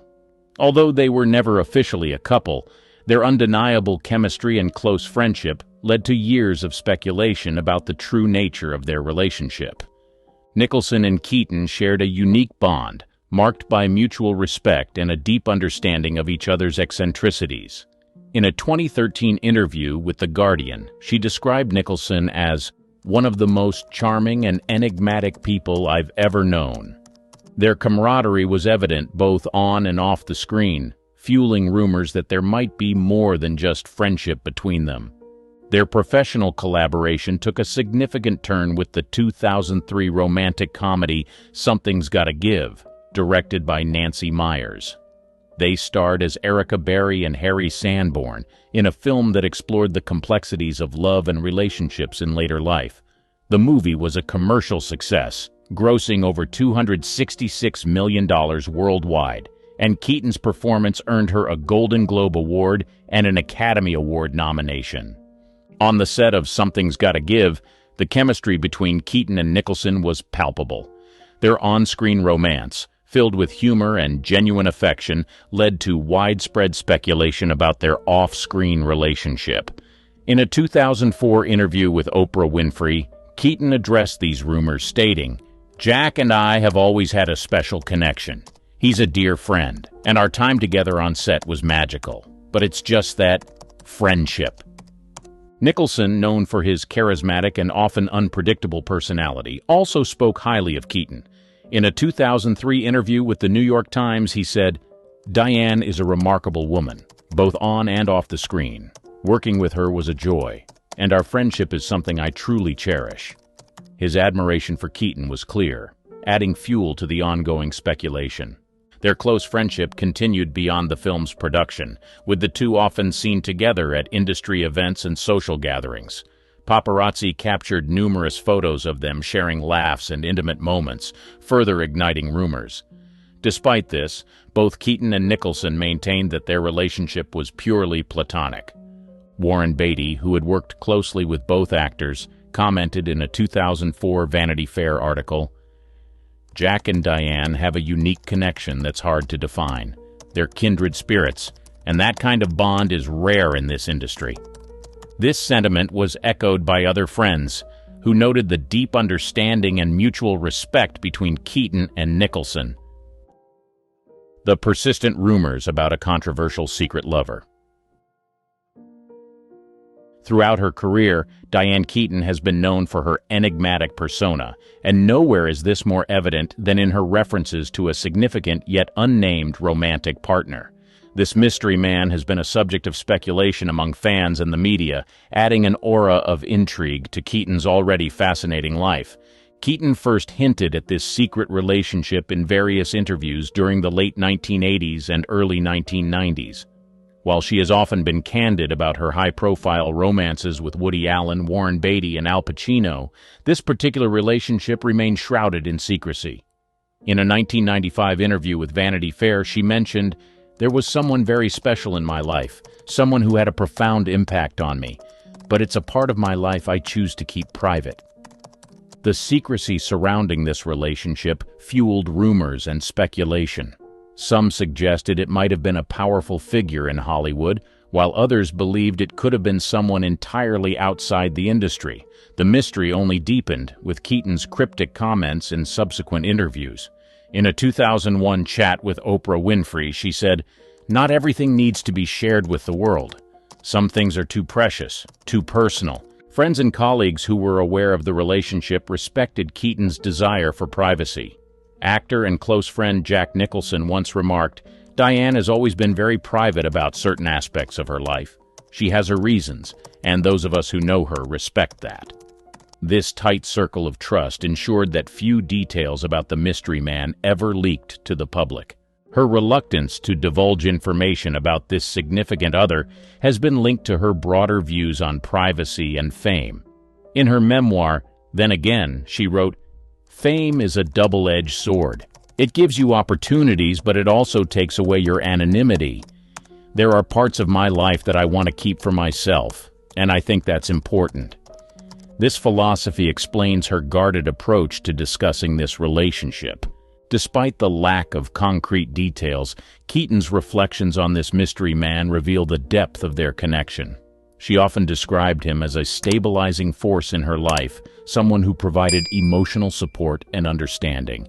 In a 2012 interview with The Guardian, she stated, "He was a rock for me during some of the most challenging times in my life. His presence was a constant source of comfort." In a 2018 interview with the New York Times, Keaton offered a rare glimpse into why she chose to keep this relationship private. "Some things are just too sacred to be put on display. I've shared a lot with the world, but there are some things that are mine alone. That relationship is one of them," she said. Barbie Benton, a name synonymous with glamour, a face that graced magazine covers, and a life wrapped in the sparkle of Hollywood's golden era. Yet behind the sequins and smiles lies a trail of secrets and stories untold, whispers of a life far more intricate than the public ever glimpsed. What hidden depths lie beneath the image of this entertainment world's darling, and how did a girl once known for her beauty become an unsung architect of her own destiny? Hidden chords of fame. Before the flashing cameras and the glitz of stardom, Barbie Benton harbored a passion that struck a chord quite literally: music. While the world fixated on her beauty and her ties to the Playboy empire, few knew that Barbie's first love was the melody and harmony of song. Her musical journey began long before the fame, in the quiet corners of her adolescence, where she honed her skills on the piano and guitar, crafting the foundation of what would become a significant yet overshadowed part of her career. In the early 1970s, Barbie's vocal talents came to light as she serenaded audiences on television, showcasing a sultry voice that was as captivating as her image. With a mind young and wild, and a body that She released several albums, and while her musical career may not have reached the dizzying heights of her modeling, it was a testament to her multifaceted abilities. Songs like Brass Buckles and Ain't That Just the Way charted internationally, hinting at the depth of talent beneath the surface. But music was more than just a career path for Barbie. It was an escape, a way to express her inner world, and a realm where she held the reins. Behind the studio doors, she was not just a performer, but a creative force, involved in the songwriting and production processes. Her music spoke of love and life, infusing country with pop, and it carried the authenticity of her experiences. Her collaborations with artists like Dolly Parton and Glen Campbell added layers to her musical persona, positioning her within a network of country legends, yet she remained an enigma, her music career a hidden gem overshadowed by her more publicized endeavors. As we delve deeper into the life of Barbie Benton, stay tuned for the next reveal, how a young woman known for her appearances in the pages of Playboy and on arm of its mogul quietly influenced one of the most iconic brands of the 20th century. The Mansion Whisperer, inside Barbie Benton's influence on the Playboy empire. Barbie Benton's name is often whispered in the same breath as the Playboy Mansion, yet few understand the gravity of her influence within its legendary walls. Beyond her public persona as Hugh Hefner's paramour, Benton was a key figure in shaping the cultural and physical landscape of the Playboy empire. It was Barbie who, in the early 1970s, discovered the sprawling estate that would become the Playboy Mansion West. Her keen eye for design and architecture played a crucial role in its transformation into a symbol of luxury and hedonism. But her influence didn't stop at mere aesthetics. She left an indelible mark on the ethos of the brand. With her sophisticated taste and understanding of the era's zeitgeist, she helped guide Hefner's vision, turning Playboy into a bastion of the sexual revolution. Her involvement in the mansion's legendary events is part of the untold tapestry of her life. Benton didn't just attend these extravagant gatherings. She helped orchestrate them, ensuring that each party was more than just a night of revelry, but an event that encapsulated the spirit of an era. From the grotto to the game room, her touches are evident, though seldom credited. Yet, there's a side to this story that remains shrouded in mystery. While the world saw the mansion as a pleasure palace, for Barbie, it was a complex network of relationships and power dynamics. Her time there was a balancing act of personal and public life, one that required a deep understanding of the intricacies of fame, fortune, and influence. Screen Siren Stories, Barbie Benton's Ventures Beyond the Velvet Rope. Barbie Benton's acting career is a patchwork of roles that offer a glimpse into her versatility as a performer. In 1970, she stepped onto the acting stage, not as Hugh Hefner's girlfriend, but as a fresh face on Hee Haw, where her comedic aptitude quickly became apparent. Barbie's ability to light up the room with her humor and charm marked the beginning of her journey as an actress, not just a model. Her transition to the screen included appearances on popular shows like The Love Boat in 1977 and Fantasy Island in 1981, where she showcased her adaptability and dramatic flair.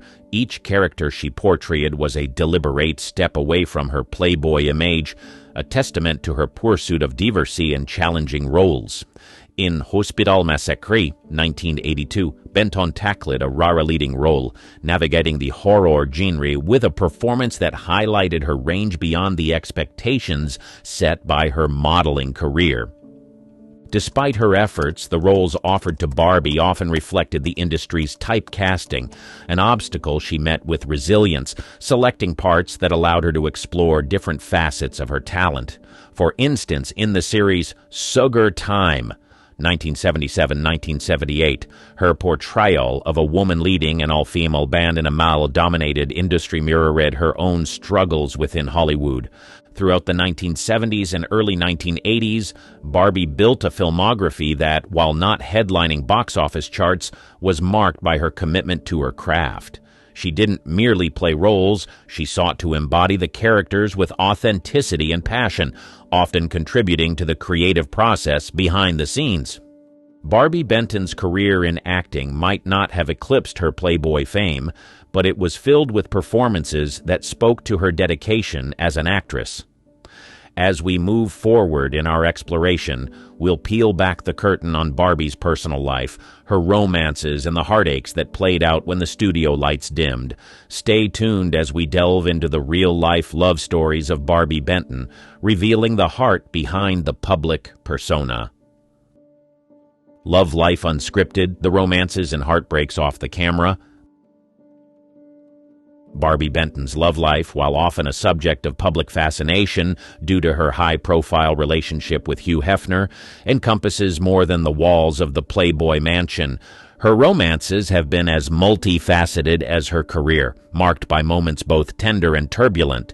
Her long-standing relationship with Hefner began in 1969, when Benton was only 19 and he was 42. This relationship unfolded in the public eye, with Barbie often regarded as Hefner's most significant partner during the 1970s. However, less is known about her life after their breakup in 1976, a period when Barbie sought to forge her identity separate from the Playboy brand. In the years that followed, Barbie's heart would venture into new territories. She found love with real estate developer George Grado in 1979. Their relationship blossomed away from the cameras, and they married in 1979.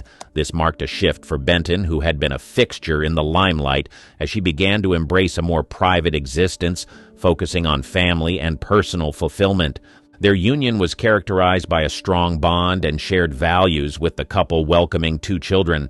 Unlike her time with Hefner, her life with Grado was marked by a desire for normalcy and privacy, a stark contrast to the glitzy image many associated with her. Barbie's romantic life is a narrative of contrasts, from a public figure in a glamorous world to a woman seeking the quietude of a private life. Her journey through love reflects the complexities of a life lived in the spotlight and the pursuit of personal happiness beyond it. A fashion icon's blueprint, Barbie Benton's secret style influence. Barbie Benton's impact on fashion during the 1970s and 1980s was profound, yet her contributions have often been overshadowed by her association with Playboy. Benton wasn't just a model who wore the clothes given to her. She was an arbiter of style, influencing trends and inspiring designers. Her unique fashion sense was a blend of sophistication and sensuality, a hallmark of the era's glamorous aesthetic. During her heyday, Benton's appearances were not just photo ops. They were fashion statements that captured the zeitgeist of the times. Her penchant for bold prints, bell-bottoms, and the iconic bunny costume played a role in setting the fashion agenda. She embraced and often contributed to the design of her own ensembles, bringing an authenticity to her style that resonated with the public. Barbie's influence extended beyond the camera lens. She was a fixture in the front rows of fashion shows and a muse to designers who valued her feedback and vision. In a time when fashion was becoming more expressive and personal, Barbie Benton was at the forefront, pushing boundaries and setting trends. Her legacy in fashion is a narrative interwoven with her public persona, yet it stands on its own as a testament to her innate understanding of style and her ability to forecast trends.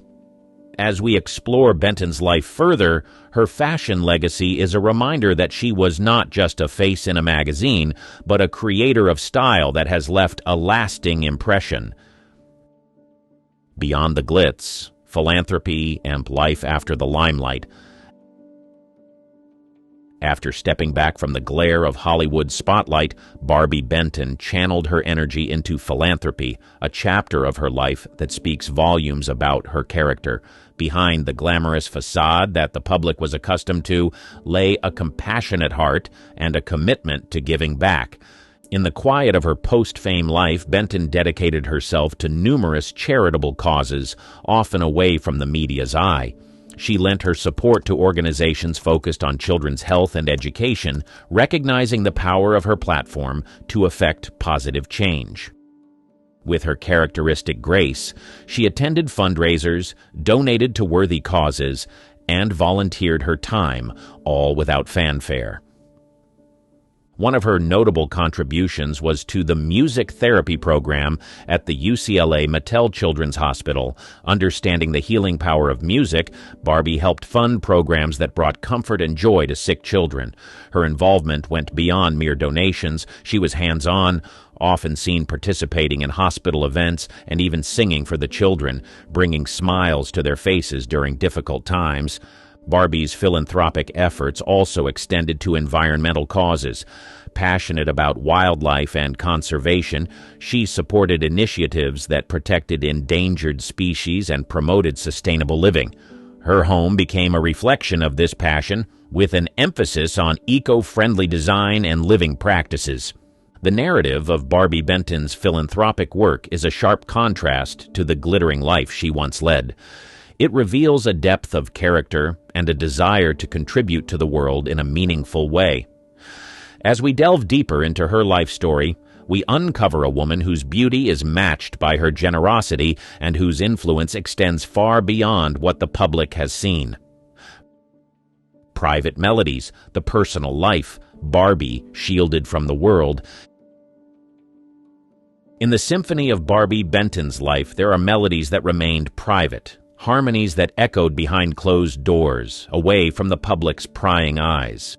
Despite her high-profile relationships and her image as a glamorous starlet, Benton fiercely protected her personal life, cherishing the quiet moments that fame couldn't infiltrate. Barbie's personal life has always been layered and complex, defined by more than her celebrity status. Her romance with real estate developer George Gradeau, whom she married in 1979, was a testament to her desire for a stable and nurturing home life. Their relationship was built on mutual respect and love, a sanctuary from the unpredictability of show business. Together, they raised 2 children, Alexander and Ariana, in a household where privacy was paramount, and the entertainment industry was just a backdrop. The Benton-Gradeau family life was idyllic in many ways, set against the beauty of their homes in Los Angeles and Aspen. Barbie created a world for her family that was rooted in normalcy and shielded from the tabloid culture. She was a hands-on mother, involved in every aspect of her children's upbringing, from school plays to equestrian events, ensuring they had a grounded and well-rounded childhood.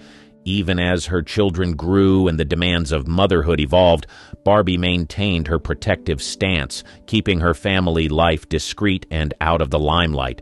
Her commitment to her family's privacy was unwavering, a reflection of her values and her understanding of the importance of a life beyond the reach of fame. In a world where celebrities' personal lives are often on full display, Barbie Benton chose a different path. She crafted a personal narrative that was hers to hold, a melody of private moments that formed the true soundtrack of her life. Architect of Dreams, exploring Benton's hidden passion for design. Barbie Benton's artistic talents extend beyond the stage and screen, manifesting in a less public yet profoundly impactful realm, architectural and interior design. Benton's penchant for design is not widely known, yet her work in this field showcases the same creativity and attention to detail that she brought to her entertainment career. In the 1970s, Benton began expressing her vision through the design of her own homes. She worked closely with architects and designers, meticulously planning every inch of space, choosing materials, and overseeing construction. Her homes were not mere dwellings, but expressions of her aesthetic, an embodiment of her personal style and sensibility. One of Benton's most ambitious projects was the construction of her house in Aspen, Colorado.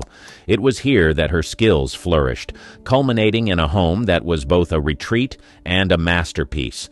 The residence, which she shared with her husband George Grado, reflected her love for rustic elegance and her affinity for natural materials.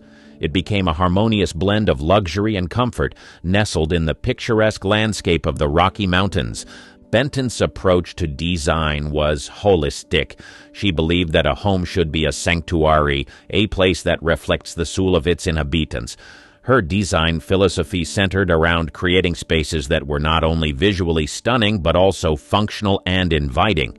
Each room told a story, with carefully curated pieces, custom furniture, and art that spoke to her eclectic taste.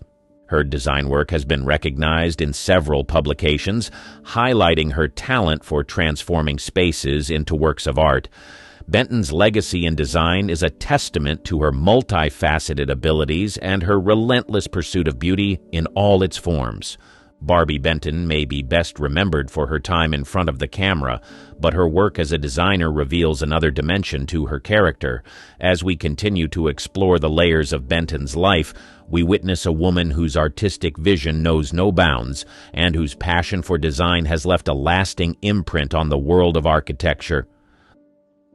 The Wellness Advocate, Barbie's Secret Health and Wellness Journey.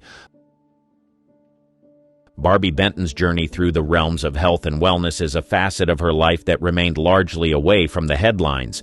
Yet it is within this sphere that she has perhaps made some of her most impactful contributions.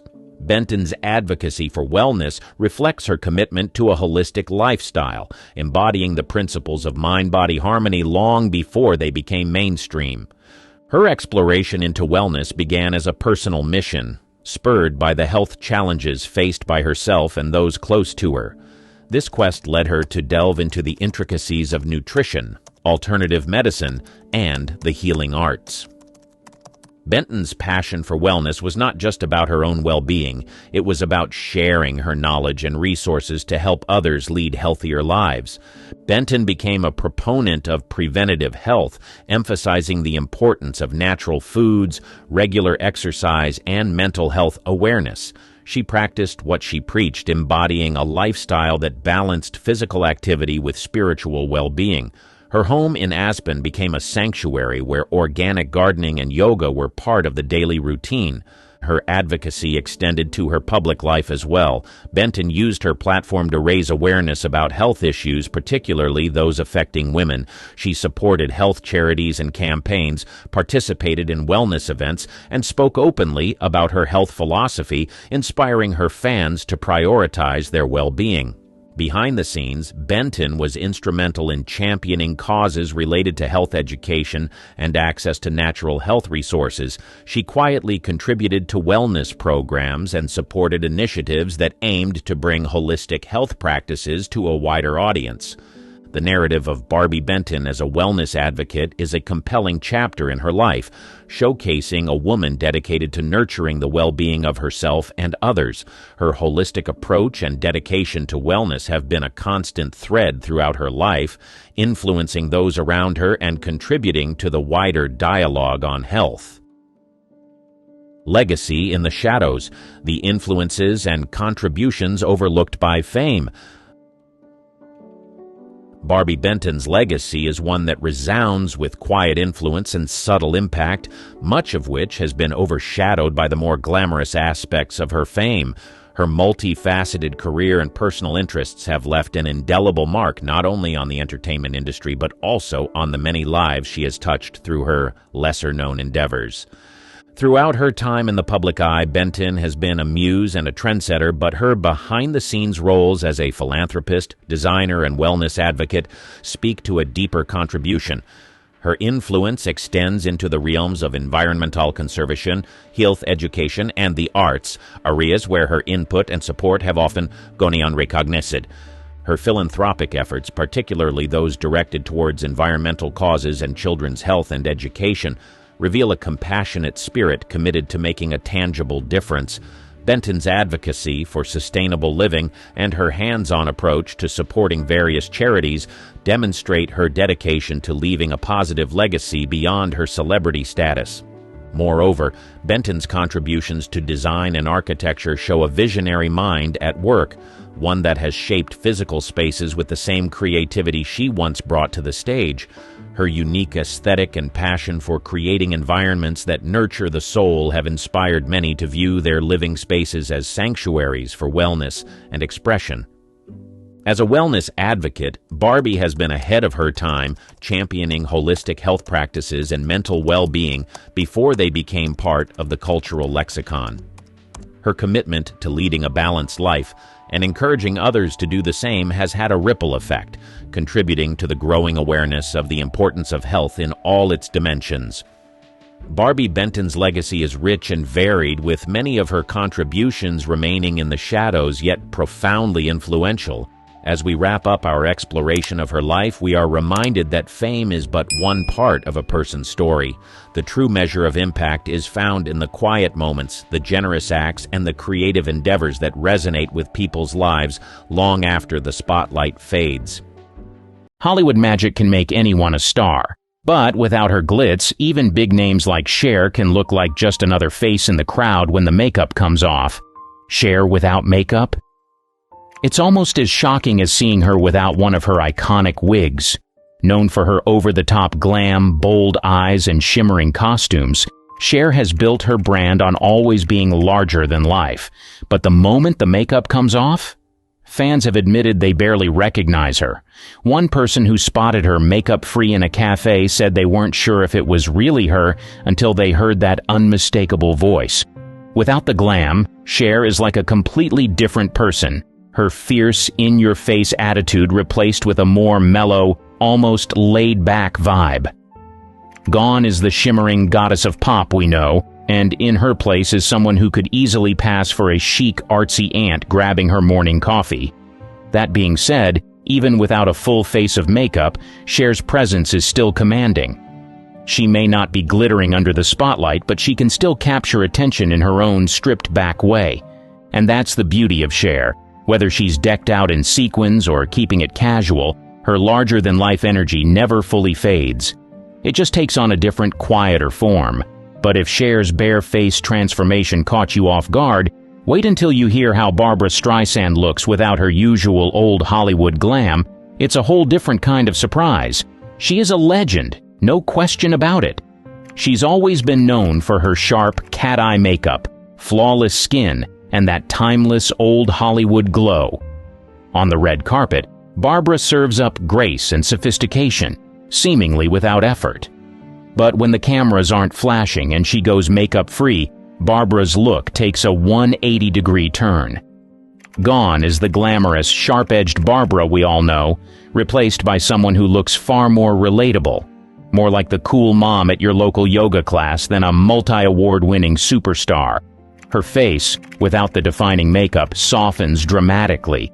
The sharp eyeliner and flawless foundation are gone, revealing a Barbra who looks like she's embracing a casual, makeup-free life in the best way possible. Still, even in her more natural state, Barbra's elegance hasn't disappeared completely. It's just become more low-key and unpolished. Fans may not expect it, but that's exactly why her makeup-free look is so fascinating. The Hollywood icon can trade her glamorous persona for a casual, everyday vibe, and it still somehow works. Speaking of transformations, Dolly Parton without makeup is a revelation you won't believe until you see it. Hold on tight because it's a sight to see. We're talking about the queen of country glam here, the woman who famously said, "It takes a lot of money to look this cheap." Dolly is known for her towering wigs, bold red lipstick, and rhinestone-encrusted outfits, so you can imagine the shock when she steps out without all of that. In those rare moments when Dolly goes makeup-free, she looks almost unrecognizable. Without the sky-high hair and iconic makeup, Dolly's transformation is nothing short of jaw-dropping. Gone is the bedazzled country queen we all know, and in her place is someone who looks like your friendly, down-to-earth neighbor. One fan who managed to spot her makeup-free said, "I couldn't believe my eyes. It was like seeing an entirely different person." And they weren't exaggerating. Dolly, without her usual sparkle, still radiates warmth, but in a more relaxed, stripped-back way. But even though her face might look totally different, Dolly's infectious personality still shines through.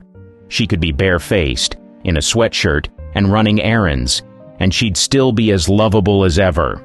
There's something comforting about seeing this softer side of Dolly, like she's just as human as the rest of us. And just as Dolly can switch up her look, Goldie Hawn knows how to keep things radiant. On the red carpet, she's always sporting that famous, bubbly smile paired with soft, glowing makeup that makes her look effortlessly youthful and radiant. But when the makeup comes off, it's a completely different story. Some fans have spotted her makeup-free while she's out for a jog or grabbing coffee, and let's just say, her look without glam is refreshingly normal. Goldie isn't hiding behind makeup. She's embracing her natural side. Without makeup, Goldie has a much more laid-back, earthy vibe. She's the kind of person you could picture sipping a smoothie at a beachside cafe, hair tied back, completely at ease. The contrast is so sharp that some fans have said they almost didn't recognize her at first. It's a striking change from her usual Hollywood glow, but it's also incredibly relatable. Goldie may ditch the makeup, but she doesn't lose her charm. In fact, the makeup-free version of her feels even more approachable, like she's just enjoying life without the frills. And that's the thing about Goldie. Whether she's all dolled up or barefaced, she's still the same cheerful, lovable star we've always adored. From Hollywood icons who carry their own light, Meryl Streep shows us how powerful simplicity can be when she ditches her makeup. She is the ultimate Hollywood royalty. Known for her timeless elegance, sharp features, and impeccable style, she's often gracing the red carpet with effortless sophistication. But when the makeup wipes come out and the spotlight dims, Meryl's look transforms entirely. Some fans have even said that without makeup, she looks more like your favorite art teacher than a legendary Oscar winner. Without the signature red carpet makeup, Meryl's appearance is strikingly understated. Gone are the bold lips and flawless foundation. What's left is a softer, more natural side of Meryl that you wouldn't expect to see at first glance. One fan once spotted her grabbing coffee and nearly mistook her for just another customer until they heard that unmistakable voice. She's almost unrecognizable, but that's part of what makes her so intriguing. Despite the lack of Hollywood glam, Meryl's presence is still undeniable. Whether she's dolled up in couture or casually barefaced, she carries herself with a quiet confidence that never fades. And let's be honest, Meryl could wear a potato sack and still look like the queen she is. Shifting from an understated look, Susan Sarandon knows how to embrace her natural beauty with equal confidence, showing that age is just a number. She has long been the epitome of fierce red carpet fashion. With her sharp cheekbones, bold eyes, and commanding style, she knows how to make an entrance. But when she's not making a grand appearance and steps out without makeup, the difference is pretty dramatic. Fans who have seen her makeup-free say she's almost unrecognizable in the best way, like seeing a fierce lioness transform into a laid-back house cat. Without her usual glam, Susan's features soften significantly. Gone is the powerful, camera-ready version of herself, replaced by someone who looks much more approachable, even humble. But here's the thing. While her makeup-free look might shock you at first, it's also a reminder of her natural beauty and confidence. She doesn't need the contour or mascara to stand out. Her personality does that on its own. One thing's for sure, whether she's all glammed up or rocking a bare face, Susan still has that magnetic presence.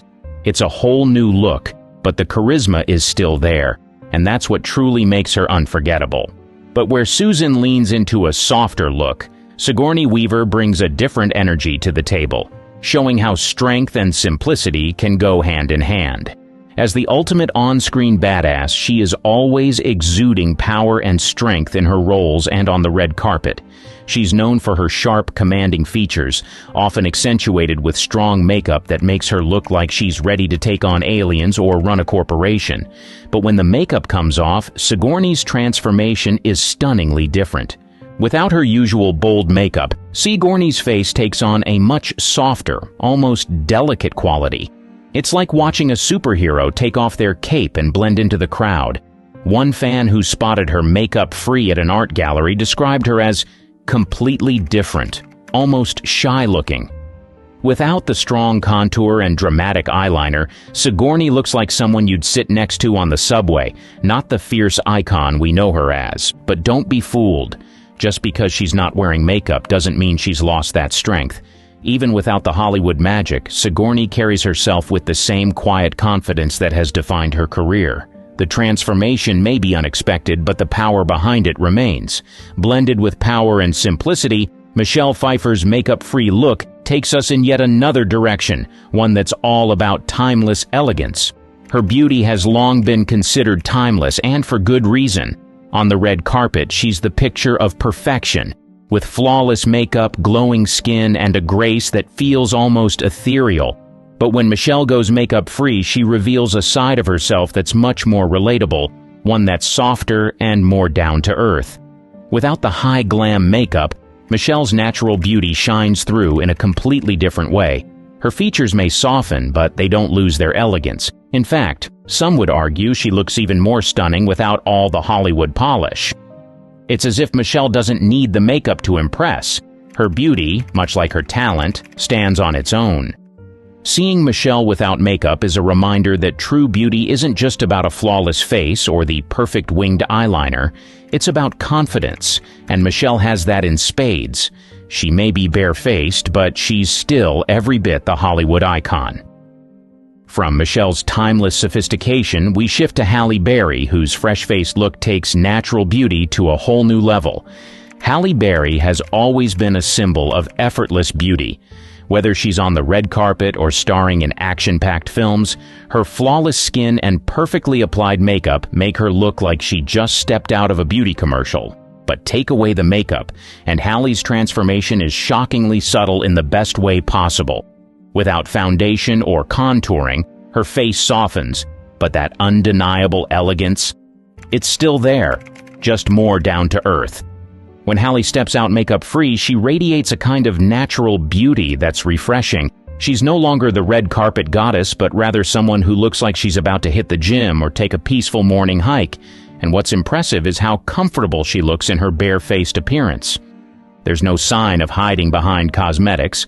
Halle is simply herself, proving that beauty isn't always about glam, but about confidence. That's what makes her transformation so captivating. But moving on from Halle, we have someone who's known for a very different approach to makeup, Drew Barrymore, whose charm remains strong whether she's all dolled up or embracing her fresh-faced look. She is like that one friend who can switch from bold lipstick to bare skin without missing a beat. On the red carpet, Drew's often seen with playful makeup, showing off bold lips and sparkling eyes. But off-duty Drew? She's all about embracing her freckles and rocking that fresh-faced, no-makeup look. The best part? She's proud of it. Drew is known for posting makeup-free selfies, where she encourages her fans to love their natural selves. Without makeup, Drew's face tells a completely different story. It's all freckles and natural glow, making her look so much more approachable and carefree. She's not hiding anything. If anything, she's showcasing the side of herself that's real and unfiltered. The makeup-free Drew feels more playful, more relatable, like someone you'd want to hang out with on a casual Saturday. And we take a turn to a star who made headlines when she swore off makeup altogether, Alicia Keys. She stunned the world in 2016 when she announced she was done with makeup, permanently. Known for her bold makeup looks earlier in her career, Alicia decided to ditch the cosmetics and embrace her natural beauty.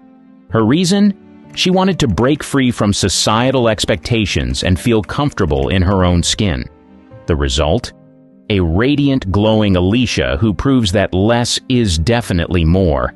Alicia's no-makeup look is more than just a beauty choice, it's a statement. Without foundation, eyeshadow, or even lipstick, Alicia's skin shines through with a healthy, natural glow.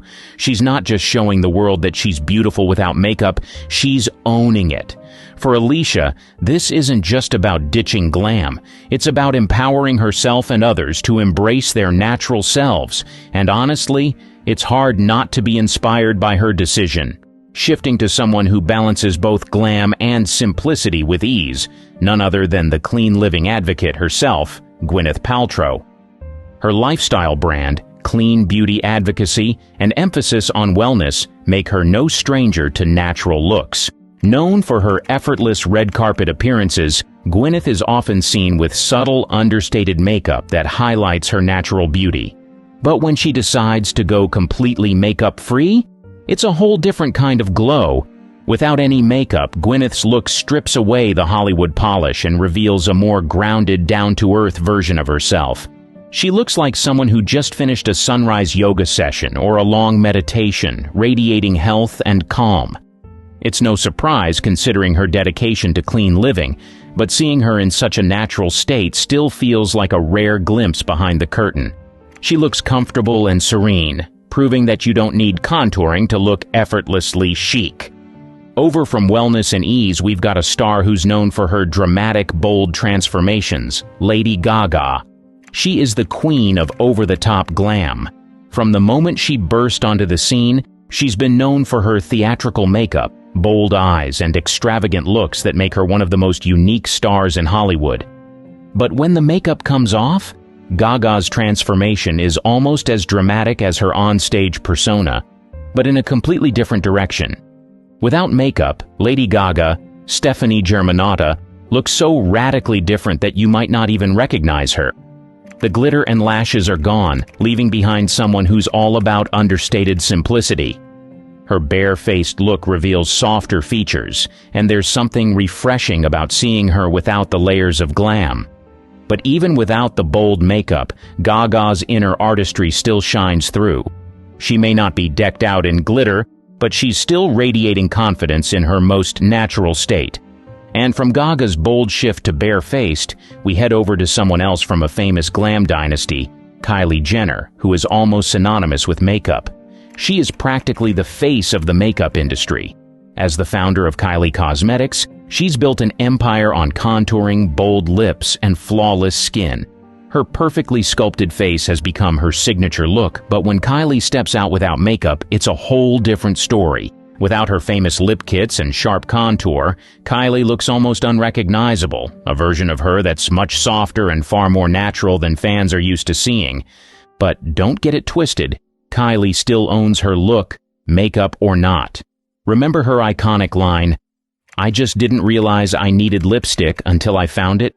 Well, it's clear she knows the power of makeup, but without it, she proves that she's got natural beauty to back it up. When she's makeup-free, Kylie looks much younger, with her features softened and her skin looking fresh. It's a striking difference from her carefully curated glam, showing fans that Kylie Jenner doesn't need layers of makeup to look stunning, she just chooses to wear it. Moving from the beauty empire, let's look at her sister Khloe Kardashian, who has her own surprising makeup-free reveal. She is all about the glam. From her meticulously contoured cheeks to her sharp brows, Khloe's makeup game is always on point. But when she steps out without makeup, it's a completely different story. Without the heavy contouring and dramatic lashes, her face softens dramatically. In fact, Khloe's natural look has even surprised some fans, who aren't used to seeing her without her polished Instagram persona. One thing's for sure, without makeup, Khloe looks much more laid back and approachable, almost like someone you'd bump into at a local yoga studio. It's a sharp contrast to the perfectly polished version we usually see on social media. But even in her bare-faced moments, Khloe's confidence still shines through. She's often spoken about body image and beauty standards, and her makeup-free look shows that she's comfortable in her own skin, glam or not. Forget softened transformation, and we have Adele, who shows us a completely different side when the makeup comes off. Her makeup is often as iconic as her voice. Her sharp cat eye, bold lips, and classic Hollywood glam have defined her public image for years. She's the queen of retro glam, and whether she's belting out soulful ballads or accepting awards, Adele's look is always polished to perfection. But when Adele steps away from the spotlight and ditches the makeup, the transformation is nothing short of stunning. Without her signature eyeliner and striking lipstick, Adele's face takes on a much softer, more relaxed appearance. Her features, often highlighted by dramatic makeup, seem more delicate, giving her a down-to-earth vibe that fans rarely see. It's almost as if she's stepping out of her onstage persona and into a more intimate, personal space. And while the bold makeup might be gone, what remains is Adele's natural radiance, which is equally captivating. Interestingly, Adele has often spoken about how she uses makeup as a form of self-expression rather than a necessity. In her own words, "I love makeup, I'm not ashamed of it, but it's also not who I am all the time." This sentiment perfectly captures her makeup-free transformation. It's not about hiding, but about revealing a different side of herself. Seeing Adele without her iconic glam feels like catching a glimpse of the real person behind the superstar, proving that even the most glamorous artists can embrace their natural beauty with confidence. As surprising as Adele's transformation might be, Ariana Grande's no-makeup look is an eye-opener in its own right. She is iconic for her high ponytail, cat-eye eyeliner, and flawlessly contoured makeup. It's a look that has become synonymous with her image, but when she ditches the makeup, fans can hardly believe it's the same person. Gone are the bold liner and sharp cheekbones, and in their place is a much softer, almost girl-next-door version of Ariana. Fans who've seen Ariana without her signature glam are often surprised by just how different she looks. But true to her personality, Ariana is all about keeping it real. As she once said, "Be happy being you." And her makeup-free look reflects that mantra perfectly. With clear skin and a natural glow, she shows that even without the full glam squad, she can still command attention. She, who has mastered the art of natural beauty with her effortless style, Zendaya is a master of transformation, switching effortlessly from high-glam red carpet looks to makeup-free beauty with ease. Known for her edgy fashion sense and daring makeup choices, Zendaya often stuns with her bold looks. But when she dials it back and goes makeup-free, her natural beauty takes center stage. Zendaya has always been one to embrace authenticity, famously saying, "My beauty is my own." And when she's makeup-free, that confidence radiates even more. Her soft features, clear skin, and relaxed style show a more grounded side of the star, and her fans love her for it. Whether she's serving high-fashion looks or rocking a bare face, Zendaya always owns her beauty. She's proof that you don't need makeup to make a statement. You just need confidence. Hollywood loves a good love story, but when it comes to Susan Sarandon, the line between fact and fiction is blurrier than ever. Today we cut through the noise and bring you the real story of her love life. From her storied past to her bold revelations, find out what Susan has to say about the affairs that have kept tabloids buzzing. The emergence of the rumors. Celebrated for her roles in films like Thelma and Louise and Dead Man Walking, Susan Sarandon often found herself in the spotlight. In the late 1980s and early 1990s, her love life became a significant topic of public interest. In 1988, while filming Bull Durham, she met Tim Robbins. Their on-screen chemistry blossomed into a real-life romance, captivating fans and media alike. Their relationship, lasting over 2 decades, was high profile in Hollywood. The couple had 2 sons, Jack and Miles, and appeared to be a perfect match. Their decision not to marry fueled constant media speculation and scrutiny. Despite a relatively stable personal life with Robbins, rumors about other alleged affairs began to circulate. In the early 1990s, whispers linked her to other co-stars and prominent Hollywood figures. These rumors often lacked substantiation, but persisted due to her celebrity status. In 1999, while starring alongside Paul Newman in Twilight, tabloids speculated about a possible fling, despite both being in committed relationships. Newman, a longtime friend, dismissed the rumors as typical Hollywood nonsense. By the early 2000s, gossip continued unabated. In 2003, she and Robbins attended the Cannes Film Festival, where their interactions with various celebrities led to another round of rumors. Sources close to the couple dismissed these stories as completely unfounded. In 2009, their separation after 23 years together fueled even more speculation. The media buzzed with theories about the reasons behind the split, many suggesting infidelity. Both Sarandon and Robbins maintained a dignified silence amid the media storm. As Sarandon continued her successful career in films like Cloud Atlas and The Lovely Bones, the rumors persisted. A new wave of gossip arose in 2010 when she began working with Jonathan Bricklin on the ping pong club, Spin. Their close professional relationship led to further speculation about a romantic involvement. Despite the constant rumors, she rarely addressed them publicly. In a 2012 interview with AARP, she commented on her relationship with Robbins, stating, "We were together for a really long time. It's an incredible thing to have a family with someone." Sarandon's early relationships. Before the media frenzy surrounding her later years, Susan Sarandon's early relationships set the stage for the public's fascination with her love life. Born Susan Abigail Tomlin, she married actor Chris Sarandon in 1967. They met at the Catholic University of America, where both were studying drama. Their marriage lasted until 1979, during which time she adopted his surname, keeping it even after their divorce. During the late 1970s, Sarandon's career began to take off with roles in films like The Rocky Horror Picture Show, 1975, and Pretty Baby, 1978. Around this time, rumors started to emerge about potential off-screen romances. One significant relationship was with director Louis Malle, whom she met while working on Pretty Baby. Although their relationship was professional, it fueled speculation in the tabloids. Post-divorce, she briefly dated actor Sean Penn in the early 1980s. The relationship was kept relatively private, with little media coverage compared to her later relationships. However, the intrigue surrounding her personal life was already beginning to build. In 1983, she starred in The Hunger, a film that paired her with David Bowie. Their on-screen chemistry sparked rumors of an off-screen romance. These rumors were largely unfounded, as she later clarified in interviews that their relationship was strictly professional and respectful. Her next notable relationship was with Italian filmmaker Franco Amuri, with whom she had a daughter, Ava Amuri, in 1985.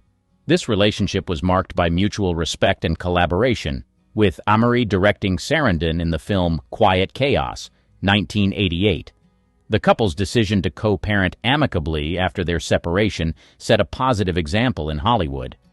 Despite the end of her marriage and various relationships, Sarandon's career continued to flourish. She earned critical acclaim and an Oscar nomination for her role in Atlantic City, 1980, followed by standout performances in The Witches of Eastwick, 1987, and Bull Durham, 1988. These successes solidified her status as a leading actress in Hollywood and kept her in the public eye. Throughout these years, Sarandon's personal life remained a topic of interest. Her decision to keep her surname post-divorce was seen as a symbol of her independence and strength. Her ability to balance a successful career with motherhood also earned her admiration. In a 1995 interview with the New York Times, she reflected on her early years and relationships, saying, "Each relationship taught me something valuable about myself and my journey. I have no regrets." This perspective highlighted her resilience and growth, which resonated with many of her fans. The iconic romance with Tim Robbins. In 1988, Susan Sarandon's life took a pivotal turn when she met Tim Robbins on the set of Bull Durham.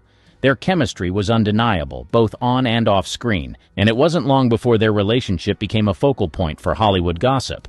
Their romance was considered unconventional, primarily due to the 12-year age difference, but that did not deter them. Instead, their relationship flourished in the public eye, creating a power couple dynamic that was rare in Hollywood.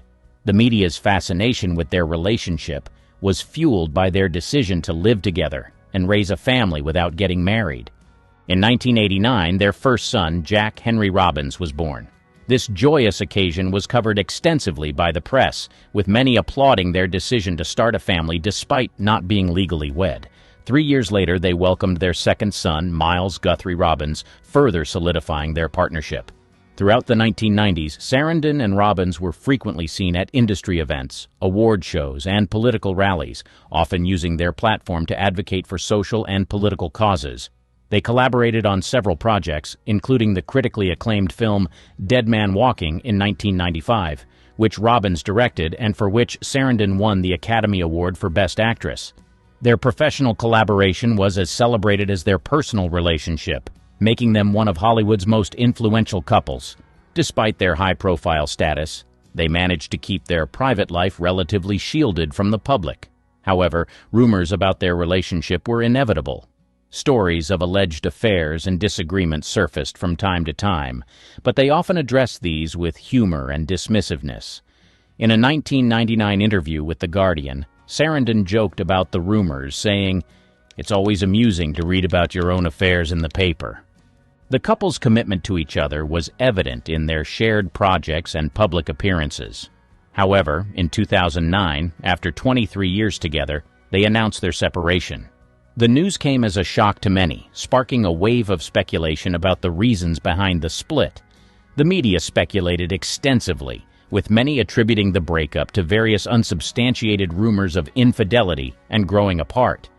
In the aftermath, both maintained a dignified silence, focusing on their careers and children.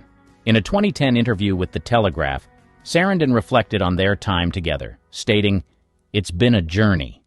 I think we both decided that it was time to move on and grow in different directions." The stirring speculation, Jonathan Bricklin. In 2010, Susan Sarandon's life took another interesting turn when she became involved in a new business venture. She co-founded Spin, a chain of ping-pong clubs, with Jonathan Bricklin and other partners. Bricklin, significantly younger than her, soon became the center of new speculation about her love life. Their professional relationship quickly turned into a close personal bond, leading to rampant rumors about a romantic involvement. At the time, Bricklin was in his early 30s, making the age difference a hot topic for tabloids. The media eagerly pounced on their public appearances and business interactions, often insinuating more than just a friendship and business partnership. Bricklin himself was not a typical Hollywood figure. The son of Malcolm Bricklin, an entrepreneur famous for bringing Subaru to America, Jonathan had a different background than most of her previous partners. This difference added another layer of intrigue to their relationship. Despite the constant media attention, both Sarandon and Bricklin were reluctant to label their relationship, often avoiding direct answers when asked by reporters. In a 2014 interview with the Daily Beast, Sarandon addressed the rumors, stating, "I don't think there's anything odd about our relationship. I think we're in each other's lives for the right reasons." This quote did little to quell the gossip, as media outlets continued to speculate about the nature of their bond. The pair were often seen together at spin events, red carpet appearances, and social gatherings, feeding the rumor mill. Despite this, they maintained a professional demeanor, focusing on their shared passion for promoting spin. Their collaboration brought ping pong into the spotlight, transforming it from a casual pastime into a trendy social activity. In 2015, during an appearance on the Ellen DeGeneres show, Sarandon mentioned her relationship with Bricklin without giving away too much detail. She described him as a very special person in her life, but did not confirm nor deny the romantic speculations.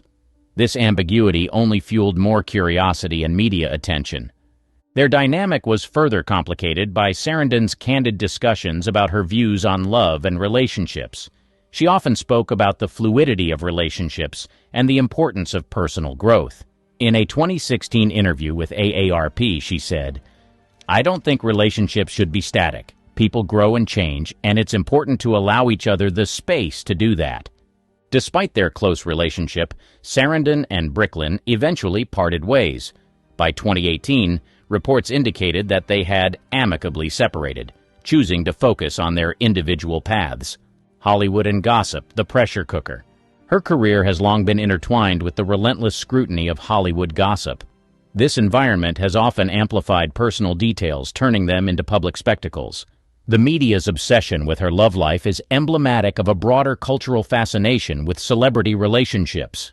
Throughout the 1990s and 2000s, tabloids thrived on sensational headlines. For Sarandon, this meant constant speculation about her personal relationships. Every public appearance, co-star interaction, and personal decision was fodder for the gossip mills. This relentless attention created an atmosphere where maintaining privacy was nearly impossible.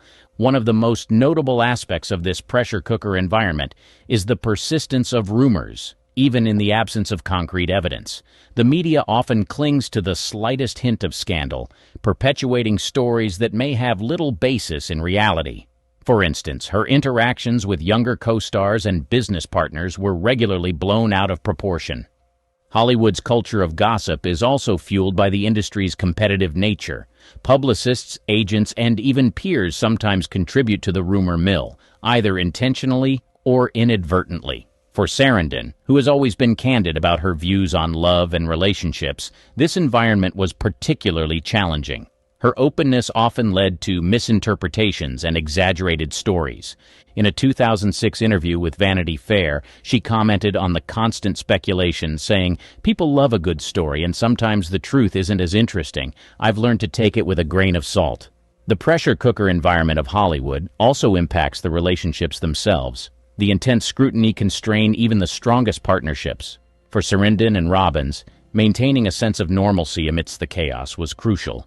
They often shielded their children from the public eye and focused on their shared values and interests. Post-separation, the gossip machine didn't slow down. Her association with Jonathan Bricklin and other younger men continued to spark rumors. Each new project or public appearance was analyzed for potential romantic undertones, perpetuating the cycle of speculation. The turning point. Susan speaks out. In 2014, Susan Sarandon reached a breaking point with the constant speculation about her personal life. Tired of the relentless rumors, she decided to address the gossip head-on. This marked a significant turning point in how she interacted with the media and the public regarding her relationships. The opportunity came during an interview with the Daily Beast. Known for her candidness, she used this platform to set the record straight about her relationship with Jonathan Bricklin. In a straightforward manner, she stated, "I don't think there's anything odd about our relationship. I think we're in each other's lives for the right reasons." This statement was one of the few times she directly addressed the rumors. This interview was a bold move. For years, Sarandon had avoided giving direct answers about her personal life, preferring to keep her private affairs out of the spotlight. By breaking her silence, she took control of the narrative. The media's response was a mixture of surprise and curiosity, with many outlets running stories that quoted her interview. Following this, she continued to speak openly about her views on relationships in various interviews. In a 2015 appearance on The Ellen DeGeneres Show, she elaborated on her relationship philosophy, emphasizing the importance of personal growth and the fluidity of relationships. She remarked, "I think you can have a relationship with somebody that changes over time, and you have to be open to that." Another significant moment came in a 2016 interview with AARP, where she discussed her breakup with Tim Robbins and her relationship with Bricklin. She reflected on her journey, saying, "Relationships evolve, and I think it's important to allow yourself the space to grow. Sometimes that means moving in different directions." Her reflections provided a more nuanced understanding of her personal life, countering the simplistic and often sensational narratives previously presented. Despite her efforts, the media's fascination with her love life persisted. However, by speaking out, she managed to humanize herself in the eyes of the public. Her candidness and introspection resonated with many, shifting the focus from scandalous rumors to genuine personal growth and self-awareness. Her decision to address the rumors head-on was a strategic move. It allowed her to reclaim her narrative and present her side of the story. This approach not only mitigated some of the negative press, but also garnered respect from fans and media alike for her honesty and strength. In the years following her decision to speak out, she continued to be a prominent figure in Hollywood, balancing her career with her personal life. Her openness about her relationships and the challenges of maintaining them under public scrutiny provided a fresh perspective on the often one-dimensional portrayal of celebrities in the media, public reaction, and media coverage. Following her 2014 interview with the Daily Beast, social media buzzed with discussions about Susan Sarandon's comments. Fans and critics alike took to Twitter and Facebook, praising her honesty and control over the narrative. One fan tweeted, "Susan Sarandon is a class act, speaking her truth with grace and dignity." Mainstream media quickly picked up the story. Major outlets like People, Entertainment Weekly, and Vanity Fair ran articles quoting her statements. Some praised her forthrightness, while others continued to speculate about her relationships despite her clarifications. Entertainment Weekly ran a piece titled, "Susan Sarandon Sets the Record Straight," highlighting her comments and providing context about her relationships with Tim Robbins and Jonathan Bricklin. People magazine focused on her views on relationships and personal growth, painting a picture of a strong, independent woman navigating love and fame. Vanity Fair explored the broader implications of her statements, suggesting that her candidness could influence other celebrities to be more transparent. Despite the generally positive coverage, some outlets continued to speculate. Tabloids like the National Enquirer and Star magazine ran stories filled with conjecture, often ignoring Sarandon's statements and focusing on sensational headlines. These articles perpetuated old rumors and introduced new ones, demonstrating the persistent nature of celebrity gossip. Public reaction to these tabloid stories was mixed. While some readers enjoyed the scandalous nature of the articles, others criticized the publications for their lack of respect and disregard for Sarandon's own words. The ongoing speculation underscored the challenges celebrities face in controlling their narratives. Amidst the media frenzy, Sarandon's fans remained supportive. Online forums and fan sites buzzed with discussions about her bravery and authenticity. Many shared personal anecdotes about how her films and public persona had impacted their lives. This outpouring of support reinforced her status as a beloved figure in Hollywood. In subsequent public appearances, she continued to handle questions about her personal life with poise. During a 2015 interview on The Ellen DeGeneres Show, she reiterated her views on relationships, further endearing herself to audiences. Ellen praised her for being open and honest, a sentiment echoed by many viewers. Susan's perspective on love and relationships. She has always been candid about her personal views on love and relationships, challenging traditional Hollywood norms with her refreshing and unconventional perspective. She emphasizes the importance of personal growth and the fluid nature of relationships. In a 2016 interview with AARP, she stated, "I believe that relationships should be about mutual growth. People evolve, and sometimes they evolve together, sometimes apart," reflecting her understanding that relationships are dynamic and can change over time. Sarandon often speaks about the importance of maintaining independence within a relationship. In a 2014 interview with The Daily Beast, she said, "Being with someone doesn't mean losing yourself. It's about supporting each other's growth and finding a balance," encapsulating her approach to individuality within partnerships. Her relationship with Tim Robbins, which lasted over 2 decades, exemplifies her commitment to these principles. Despite their separation, both have spoken positively about their time together and their decision to part ways. In a 2010 interview with The Telegraph, she reflected, "We had a great run. Sometimes the best way to honor a relationship is to recognize when it's time to move on." Her views on non-traditional relationships extend to her later years. Her involvement with Jonathan Bricklin, a significantly younger man, challenged societal norms and sparked debate. Sarandon remained unapologetic, highlighting the importance of connection over societal expectations. Sarandon's openness about her relationships includes discussing their challenges and misunderstandings. In a 2017 interview with Vogue, she remarked, "Relationships are complex. They're not always easy, but they're an essential part of our growth. The key is to stay true to yourself and communicate openly." Susan has learned that love is not just about the fairy tale romance, but about the quiet, steadfast moments of support and compassion. She realizes that relationships are a delicate balance of giving and receiving, requiring patience, trust, and a willingness to grow together.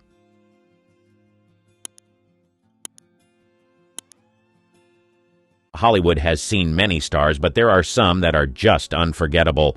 Lonnie Anderson, the sensational TV star who made waves in the 70s, is a clear example of a Hollywood star who is both irreplaceable and unforgettable. From 1966 to date, Lonnie has shown the world what it means to be a phenomenal actress. Over the years, she has risen above the storms of life and etched her name in the history of Hollywood. She may be in her 70s right now, but she looks nothing like her age, and it may surprise you to know that she is still acting. This gorgeous and talented actress has led a life that is worth emulating, and these mind-blowing facts about her will surely leave you shocked and inspired at the same time. Why she decided to teach. In the 70s and 80s, Lonnie was living the life of a superstar, and she was loving it. However, most people don't know what her life looked like before the fame. In her early 20s, she made certain decisions that left her on the brink of poverty, and she had no choice but to take on certain jobs to support herself and her baby. See, Lonnie Anderson has always been one to turn lemons into lemonades, and her attitude towards a broken marriage was not any different. Before she got famous, the actress was living a normal life. Sure, she had the makings of a superstar, but she had not caught the acting bug yet. So her focus at the time was building a family with a man she had fallen in love with, Bruce Hasselberg. The couple later welcomed a beautiful daughter, but things quickly went sour. Their marriage ended in a divorce before Lonnie even turned 21, and she was left to fend for herself and her baby. This was one of the most trying times in Lonnie's life, especially because she didn't plan on ending up alone at such a young age with such a huge responsibility. However, instead of running away from her problems, she decides to face the situation head-on. Lonnie made up her mind to do everything in her power to fend for her child, even if it meant taking on a teaching job. Sure, she was young, but she was also determined to build a better life for herself. The marriage may have ended, but she soon realized that she had her whole life ahead of her and she had the power to transform her life. So she took on a teaching position and poured her heart into it. As she was teaching, she also used the opportunity to complete college, knowing well that being educated will open more doors for her in future. Soon enough, she was able to earn enough to take care of herself and provide her daughter's basic needs. This phase of her life is not one that a lot of people know about, but it surely contributed to making her the resilient person she is known as today. Since then, Lonnie has taken every challenge that life has thrown her way and turned it around for her good. She is truly a fighter, and success is never far from people like her. More than a sex symbol. In an industry where beauty is an acceptable currency, Lonnie wanted to offer more than just beauty. The world saw her as a sex symbol, but she wanted more for herself. There is no denying that Lonnie Anderson was on top of the world in the peak years of her career, and her looks contributed greatly to her success. Her timeless beauty possessed an ethereal allure with her cascading golden locks, sparkling azure eyes that mirrored the vast skies of admiration, and a captivating smile that could light up the darkest rooms. Her curvaceous silhouette and graceful demeanor enchanted audiences and made it easy for her to stay relevant at a time when physical attractiveness was in high demand in the industry. When her star began to rise, people fell in love with her for a lot of reasons. Some loved her acting skills, while others fell in love with her looks. Her presence on screens reminded people of the likes of Jane Mansfield and Marilyn Monroe, and as much as she loved being associated with those names, there was a part of her that wanted more. Being seen as a sex symbol got her a lot of fame and attention, but she knew that she had more to offer, so she decided to do everything in her power to show her fans that her skills were mind-blowing. As her career progressed, she started working towards becoming a more versatile actress and being loved for more than just her physical looks. With every role she took on, she strategically showcased her diverse skills and made career decisions that allowed her to show the world what she was capable of. Unlike a lot of actresses who were not able to break free from the sex symbol tag, Lonnie strategically worked on her career until people began to see beyond her looks and endowed body. These days, when her name is mentioned in a room, people remember her as the phenomenal actress who embodied diverse roles and gave her fans performances they will never forget. It is impossible to refer to her as just a sex symbol because she has made it clear to the world that she is way more than that. She is a versatile actress who can transform herself into different characters in different genres. From drama to comedy and many more genres, Lonnie Anderson has been unstoppable over the years. You would agree that it takes a certain level of stubbornness and persistence for a celebrity to change the image that people have of them. Lonnie Anderson stopped at nothing till she became the actress that she dreamed of becoming, and her tenacity inspires several women till date. Bold advocate. When she came into the industry, it wasn't just about the glitz and glam for her. She had her eyes set on more. She wasn't just here to be a famous actress. She wanted to be a trailblazer, a force to be reckoned with in the industry. One look at Lonnie Anderson's career exploits, and one can tell that the actress has always been determined to empower women and speak up when she felt like women were treated unfairly. She was not just your average Hollywood starlet, but a fierce advocate for equal opportunities and a champion for women everywhere. From the pinnacle of her career to the present day, she's been on a relentless mission to support and uplift her fellow women. It's like she took a superhero oath to fight for equality, and boy, did she deliver. There is no denying that unequal pay has been the thorn in the side of the entertainment industry for ages. But when Lonnie Anderson strolled in, she wasn't having any of it. She rolled up her sleeves, fixed her gaze on the inequality bullseye, and declared war. Lonnie became a trailblazer in demanding equal pay, making waves as one of the first female celebs to throw down the gauntlet on WKRP in Cincinnati. In a world where the pay gap was as wide as the Grand Canyon, Lonnie stood tall and said, "Enough is enough." But she didn't just stop at demanding equal pay. She became a beacon of empowerment for women everywhere. Her actions echoed louder than any script she ever delivered. Lonnie Anderson wasn't just another actress. She was a fierce advocate for change, a catalyst for a shift in the status quo. Fast forward to today, and Lonnie's legacy is etched in the annals of Hollywood. She's not just a name on the Walk of Fame, she's a symbol of resilience, a reminder that one person can spark a revolution. In a world where inequality still rears its ugly head, Lonnie Anderson, her life shows what happens when a woman possesses the power of determination, when a woman refuses to let the spotlight dim the fire within her. She raises awareness for cancer research and COPD. If there is someone who believes that her voice makes a difference, it's Lonnie Anderson. Over the years, the actress has spoken boldly and supported causes that matter to her regardless of what people have said. Clearly, there's so much more to this lady than meets the eye. Not many people know this about the actress, but Lonnie, the powerhouse herself, boldly stepped into the ring against breast cancer, and she beat it. Yep, she didn't just beat it, she gave it a knockout punch. But instead of just sipping margaritas by the beach after her victory, she decided to dive headfirst into the world of advocacy. This incredible woman raised her voice like a rock star for cancer research. She became a beacon of hope, shining a light on the importance of awareness. And let's not forget the cold, hard cash needed to fund the research that can save lives. She selflessly donated to this cause. She would have easily used the money to acquire luxurious items for herself, just like a lot of celebrities do, but she decided that it was better to put her funds into a project that would better the lives of others and help people that have cancer. Knowing that she was contributing to cancer research gave her a sense of fulfillment and purpose. Interestingly, Lonnie Anderson didn't stop at just one fight. Nope, she grabbed the mic again, this time for COPD, chronic obstructive pulmonary disease. Why, you ask? Well, it turns out her parents were in a serious relationship with cigarettes, and it affected their health so much that they ended up with COPD. Lonnie saw the toll it took on her family, and she made up her mind not to let others go through what her folks endured.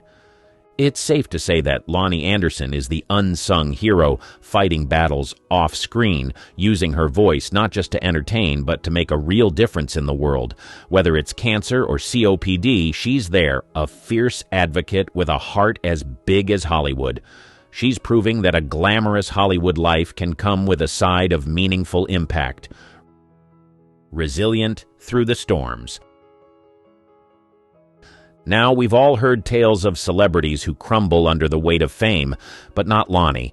She's got a determination and perseverance that could give anyone in the entertainment industry a run for their money. The road she's traveled has been anything but smooth, marked by challenges and a fair share of highly publicized, tumultuous relationships that had the tabloids working overtime. One of the most challenging phases of her life was her high-profile marriage to Reynolds in 1988. It started off like a Hollywood fairy tale, blissful moments, an adopted son named Quentin, but the script quickly flipped. The fairy tale turned into a roller coaster hurtling towards a nasty divorce in 1993 that left both stars with their reputations hanging by a thread. And you know what the beautiful thing is?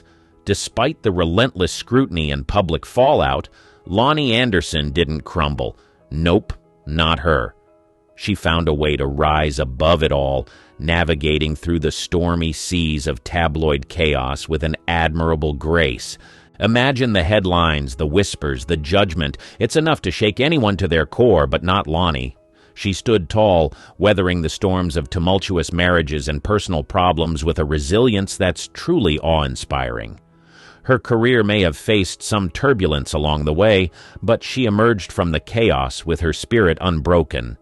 She is like an unsinkable ship sailing through the unpredictable waters of fame, through marriages that made headlines and personal struggles that would make anyone falter. She not only endured, but triumphed.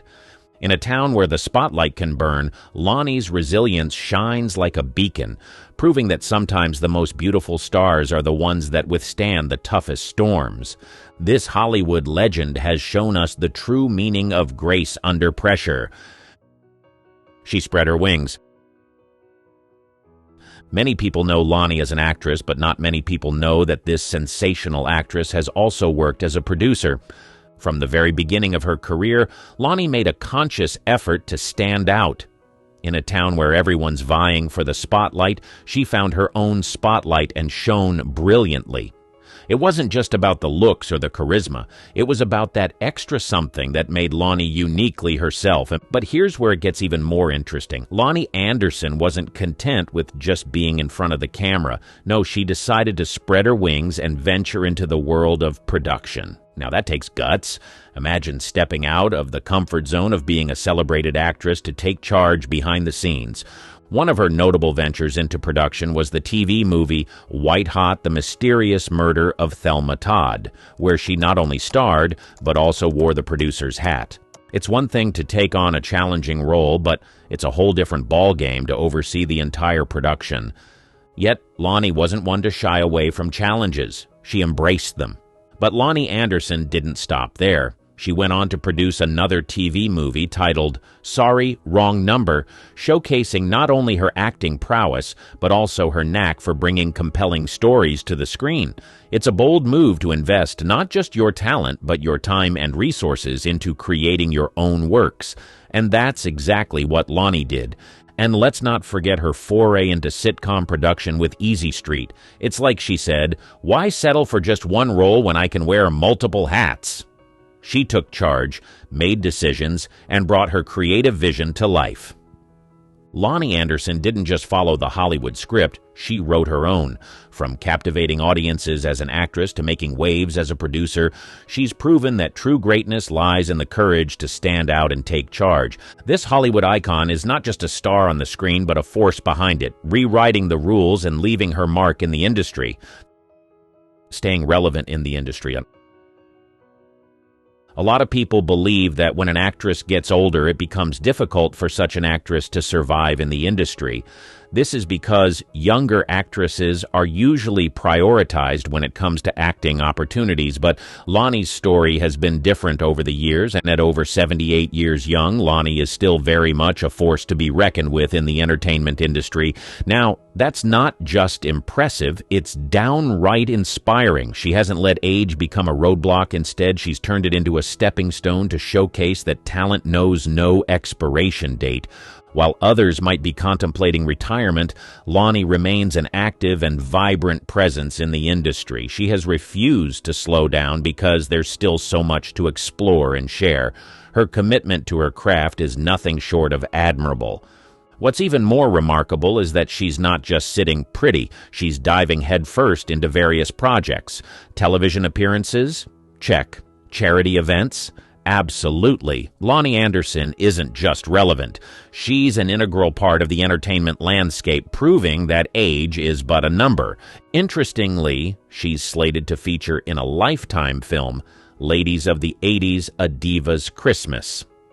Lonnie isn't just making appearances. She's securing leading roles and keeping the audience hooked with her undeniable charm and talent. In a world that often dismisses seasoned actresses, Lonnie Anderson is a beacon of resilience and tenacity. She's showing the industry and the world that there's so much more to offer beyond the stereotypes associated with age. Every day that passes by, she proves that staying relevant isn't about fighting against time, but dancing with it, embracing every chapter of life, and showing that the spotlight belongs to those who continue to shine, no matter how many candles are on their birthday cake. A selfless philanthropist. You know, Lonnie Anderson isn't just a fantastic actress, she's got a heart of gold, too. One mind-blowing fact about her is that she's been making a real impact through her philanthropic endeavors. It's not just about the glitz and glamour of Hollywood for her. She's dedicated to making a positive difference. One shining example of her commitment is the Celebrity Recognition Award she received from the American Cancer Society. Now picture this, Lonnie, not just gracing our screens with her talent, but also being recognized for her efforts in the fight against cancer. This award isn't just a shiny trophy, it represents the tireless work she's put into supporting cancer-related causes. It's like a big thumbs up from the universe, acknowledging her significant contributions. You can almost see her not just as a TV icon, but as a real-life hero, standing up for something bigger than herself. And it doesn't stop there. Lonnie's involvement in philanthropy goes beyond awards and recognition. She's actively working to make the world a better place, showing that kindness is just as glamorous as any Hollywood premiere. It's like she's using her fame not just to shine in the spotlight, but also to shine a light on important causes. Lonnie Anderson is not just a talented actress, but also a compassionate soul making waves in the world of philanthropy.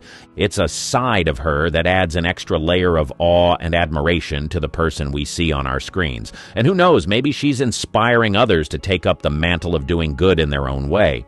Lonnie is not just entertaining us, but also for making the world a better place, one award and one act of kindness at a time. She was honored in a special way. In 1986, Lonnie Anderson, the actress we all know and love, got the Hollywood treatment. No, not another blockbuster movie. Something even more iconic. She got her very own star on the Hollywood Walk of Fame. Now, imagine strolling down that legendary sidewalk, surrounded by the glitz and glamour of Tinseltown. As you walk, you spot Lonnie's star shining brightly among the countless others. It's like a glittering constellation in the concrete jungle of Hollywood, and she earned her place there. This prestigious honor showed her outstanding contributions to the entertainment industry. It's not just about being a talented actress, it's about leaving an indelible mark that stands the test of time, and Lonnie did just that. So that star isn't just a piece of sidewalk bling, it's a symbol of a career that's captured our hearts and stood out in the vast landscape of showbiz.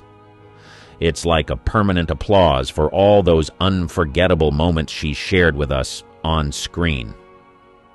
Getting a star on the Hollywood Walk of Fame is like etching your name in the history of Hollywood, and Lonnie Anderson did it in style. Her career has spanned for over 7 decades. Imagine the entertainment industry as a glamorous, high-stakes arena where dreams are chased and hearts are broken.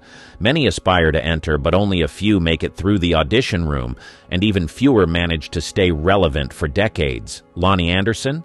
Well, she's one of those few who not only entered the scene, but left a remarkable legacy, carving a path that's lasted over 7 decades. To survive and thrive in the entertainment industry is like navigating a roller coaster of highs and lows, and Lonnie's career is the embodiment of this wild ride. It's not just about talent, it's about the tenacity to weather the storms, the patience to endure the slow climbs, and the courage to keep pushing forward when the spotlight seems a distant dream. Think about it, she didn't just burst onto the scene and disappear after a brief moment of fame. Nope. When the going got tough, Lonnie kept on pushing. Whether it was the early days when her career was taking baby steps or the pinnacle of her fame, she demonstrated an unparalleled determination to not just survive but thrive. And here's the beauty of it, she didn't just rest on her laurels once she hit the big time. Instead, she used her newfound fame to develop the skills and character traits necessary to sustain her position in the industry. It's like she turned every challenge into an opportunity for growth, evolving with the industry and staying relevant through the ever-changing tides of showbiz. Lonnie Anderson's career is not just a resume, it's a saga of passion, persistence, and an unwavering commitment to the craft. It's safe to say that she's a living legend,